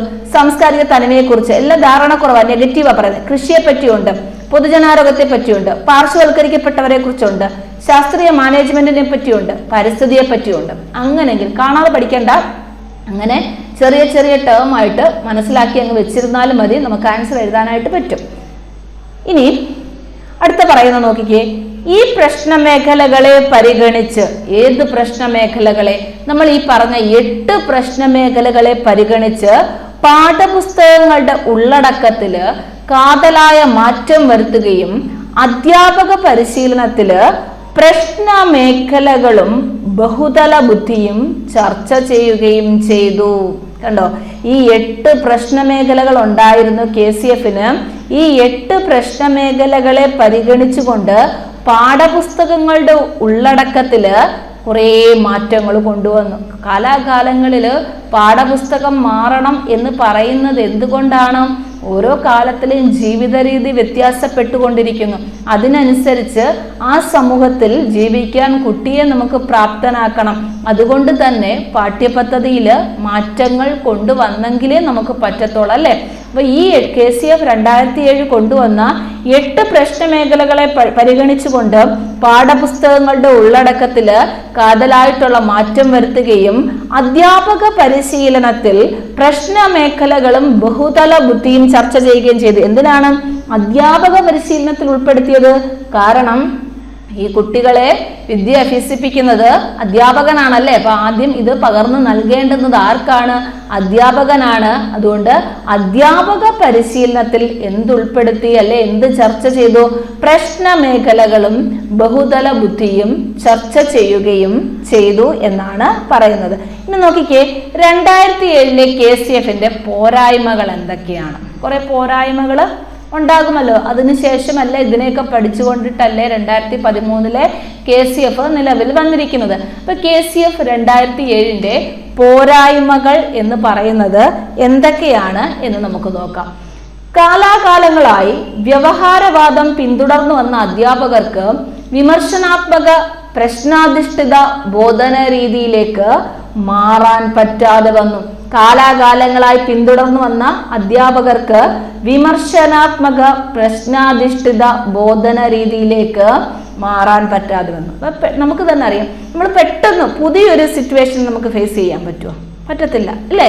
അതിന് കുറച്ച് താമസം വേണം, കുറച്ച് അതുമായിട്ട് പൊരുത്തപ്പെട്ട് വരണം, അതുമായിട്ട് സമായോജനം ചെയ്യണം, അഡ്ജസ്റ്റ്മെന്റ് ചെയ്യണം നമ്മളല്ലേ.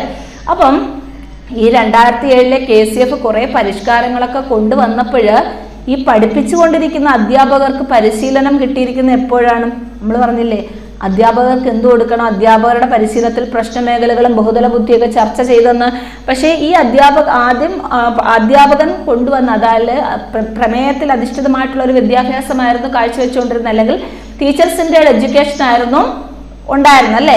എന്നിട്ട് പെട്ടെന്നൊരു മാറ്റം വന്നപ്പോഴേക്ക് ഈ അധ്യാപകർക്ക് ഇത് ഉൾക്കൊള്ളാനായിട്ട് പറ്റിയില്ല എന്ന് പറഞ്ഞാൽ പെട്ടെന്ന് അതുമായിട്ട് പൊരുത്തപ്പെടാനായിട്ട് പറ്റുന്ന രീതി ആയിരുന്നില്ല. കാരണം കാലാകാലങ്ങളായിട്ട് വ്യവഹാരവാദം പിന്തുടർന്നു വന്ന അധ്യാപകർക്ക് വിമർശനാത്മക പ്രശ്നാധിഷ്ഠിത ബോധന രീതിയിലേക്ക് മാറാൻ കഴിയാതെ വന്നു. അതൊരു പ്രശ്നമായിരുന്നു 2007 KCF-ന്റെ. അതിന് നമ്മൾ എന്ത് ചെയ്താൽ മതി? അധ്യാപക പരിശീലനങ്ങൾ കാര്യക്ഷമമായിട്ട് കൊടുത്താൽ മതി, അല്ലെ?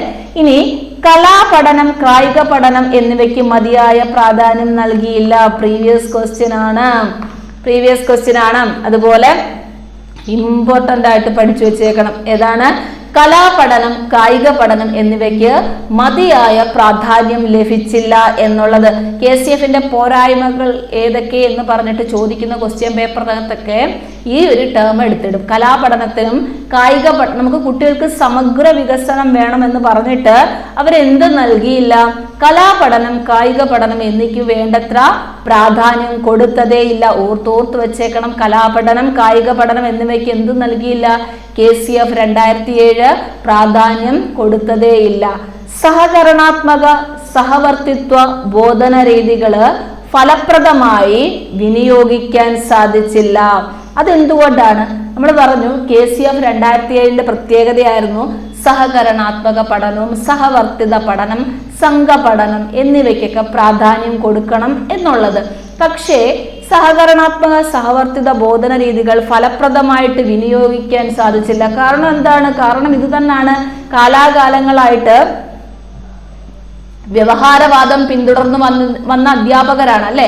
കാലാകാലങ്ങളായിട്ട് വ്യവഹാരവാദം പിന്തുടർന്ന് വന്ന അധ്യാപകരാണ്. അവർക്ക് ഈ പറയുന്ന രീതി ഉൾക്കൊള്ളാനായിട്ട് ആദ്യം സാധിച്ചില്ല.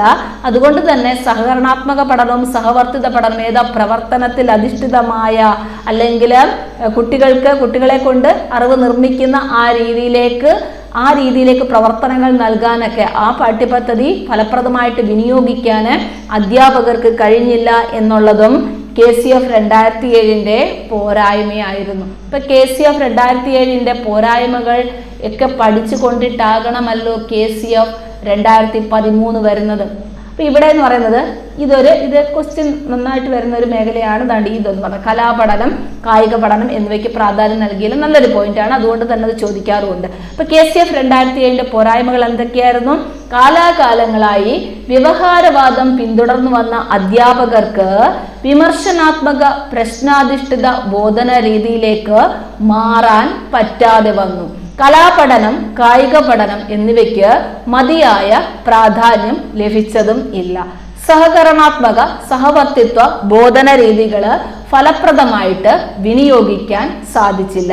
ഇത്രയുമാണ് KCF 2007 പറ്റി പറയാനുള്ളത്. അപ്പൊ എന്തെല്ലാം കാര്യങ്ങൾ പറഞ്ഞപ്പോൾ നിങ്ങൾക്ക് ഓർത്തിരിക്കാൻ പറ്റും. വളരെ ഈസി ആയിട്ടുള്ള മെത്തേഡിൽ പഠിച്ചു വെക്കണം.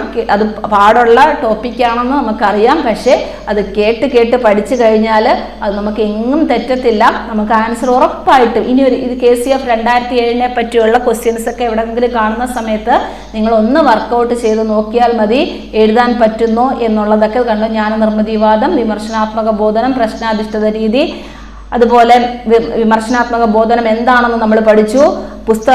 പൗലോ ഫ്രയറിന്റെ പുസ്തകം പഠിച്ചു. അടിസ്ഥാന ചതുർഭുജ സങ്കല്പം മറന്നു പോകുകയേ ചെയ്യരുത്, ഇമ്പോർട്ടൻ്റ് ആണ്. ജാക്കസ് ഡെർലോസ് കൊണ്ടുവന്നതാണെന്ന് ഓർത്ത് വെച്ചേക്കണം. Learning to know, learning to do. അപ്പുറത്തെ KCF 2013 പഠിക്കുമ്പം ഈ ചതുർഭുജ സങ്കല്പമൊന്നും നമുക്ക് പഠിക്കാനില്ല. അതുകൊണ്ട് അത് 2007 ഓർത്ത് വെച്ചേക്കുക. ഇനി പ്രശ്ന മേഖലകൾ ഏതാണ്? 2007 കേരള പാഠ്യപദ്ധതി ചട്ടക്കൂട് വിശകലനം ചെയ്യുന്ന പ്രശ്ന മേഖലകൾ ഏതാണെന്ന് ഓർത്ത് വെച്ചേക്കണം. മുന്നോട്ട് വെച്ച പഠന രീതികൾ ഏതാണെന്ന് നമുക്ക് ഓർത്തു വെച്ചേക്കണം. അതിൻ്റെ പ്രായോഗിക സമീപനം എന്തൊക്കെയാണ്, അതിനകത്തെ ലക്ഷ്യങ്ങൾ എന്തൊക്കെയാണ് എന്ന് ഓർത്തു വെച്ചേക്കണം. വിദ്യാഭ്യാസ ലക്ഷ്യങ്ങൾ പറഞ്ഞു. അതുപോലെ പ്രശ്ന മേഖലകൾ വായിച്ചിരിക്കേണ്ടത് അത്യാവശ്യമാണ്. ലാസ്റ്റ് വൺ പോരായ്മകൾ എന്തൊക്കെയാണ് എന്നും നമ്മൾ മനസ്സിലാക്കി വെച്ചേക്കണം. ഇപ്പൊ KCF 2007 ഇത്രയേ ഉള്ളൂ. Thank you.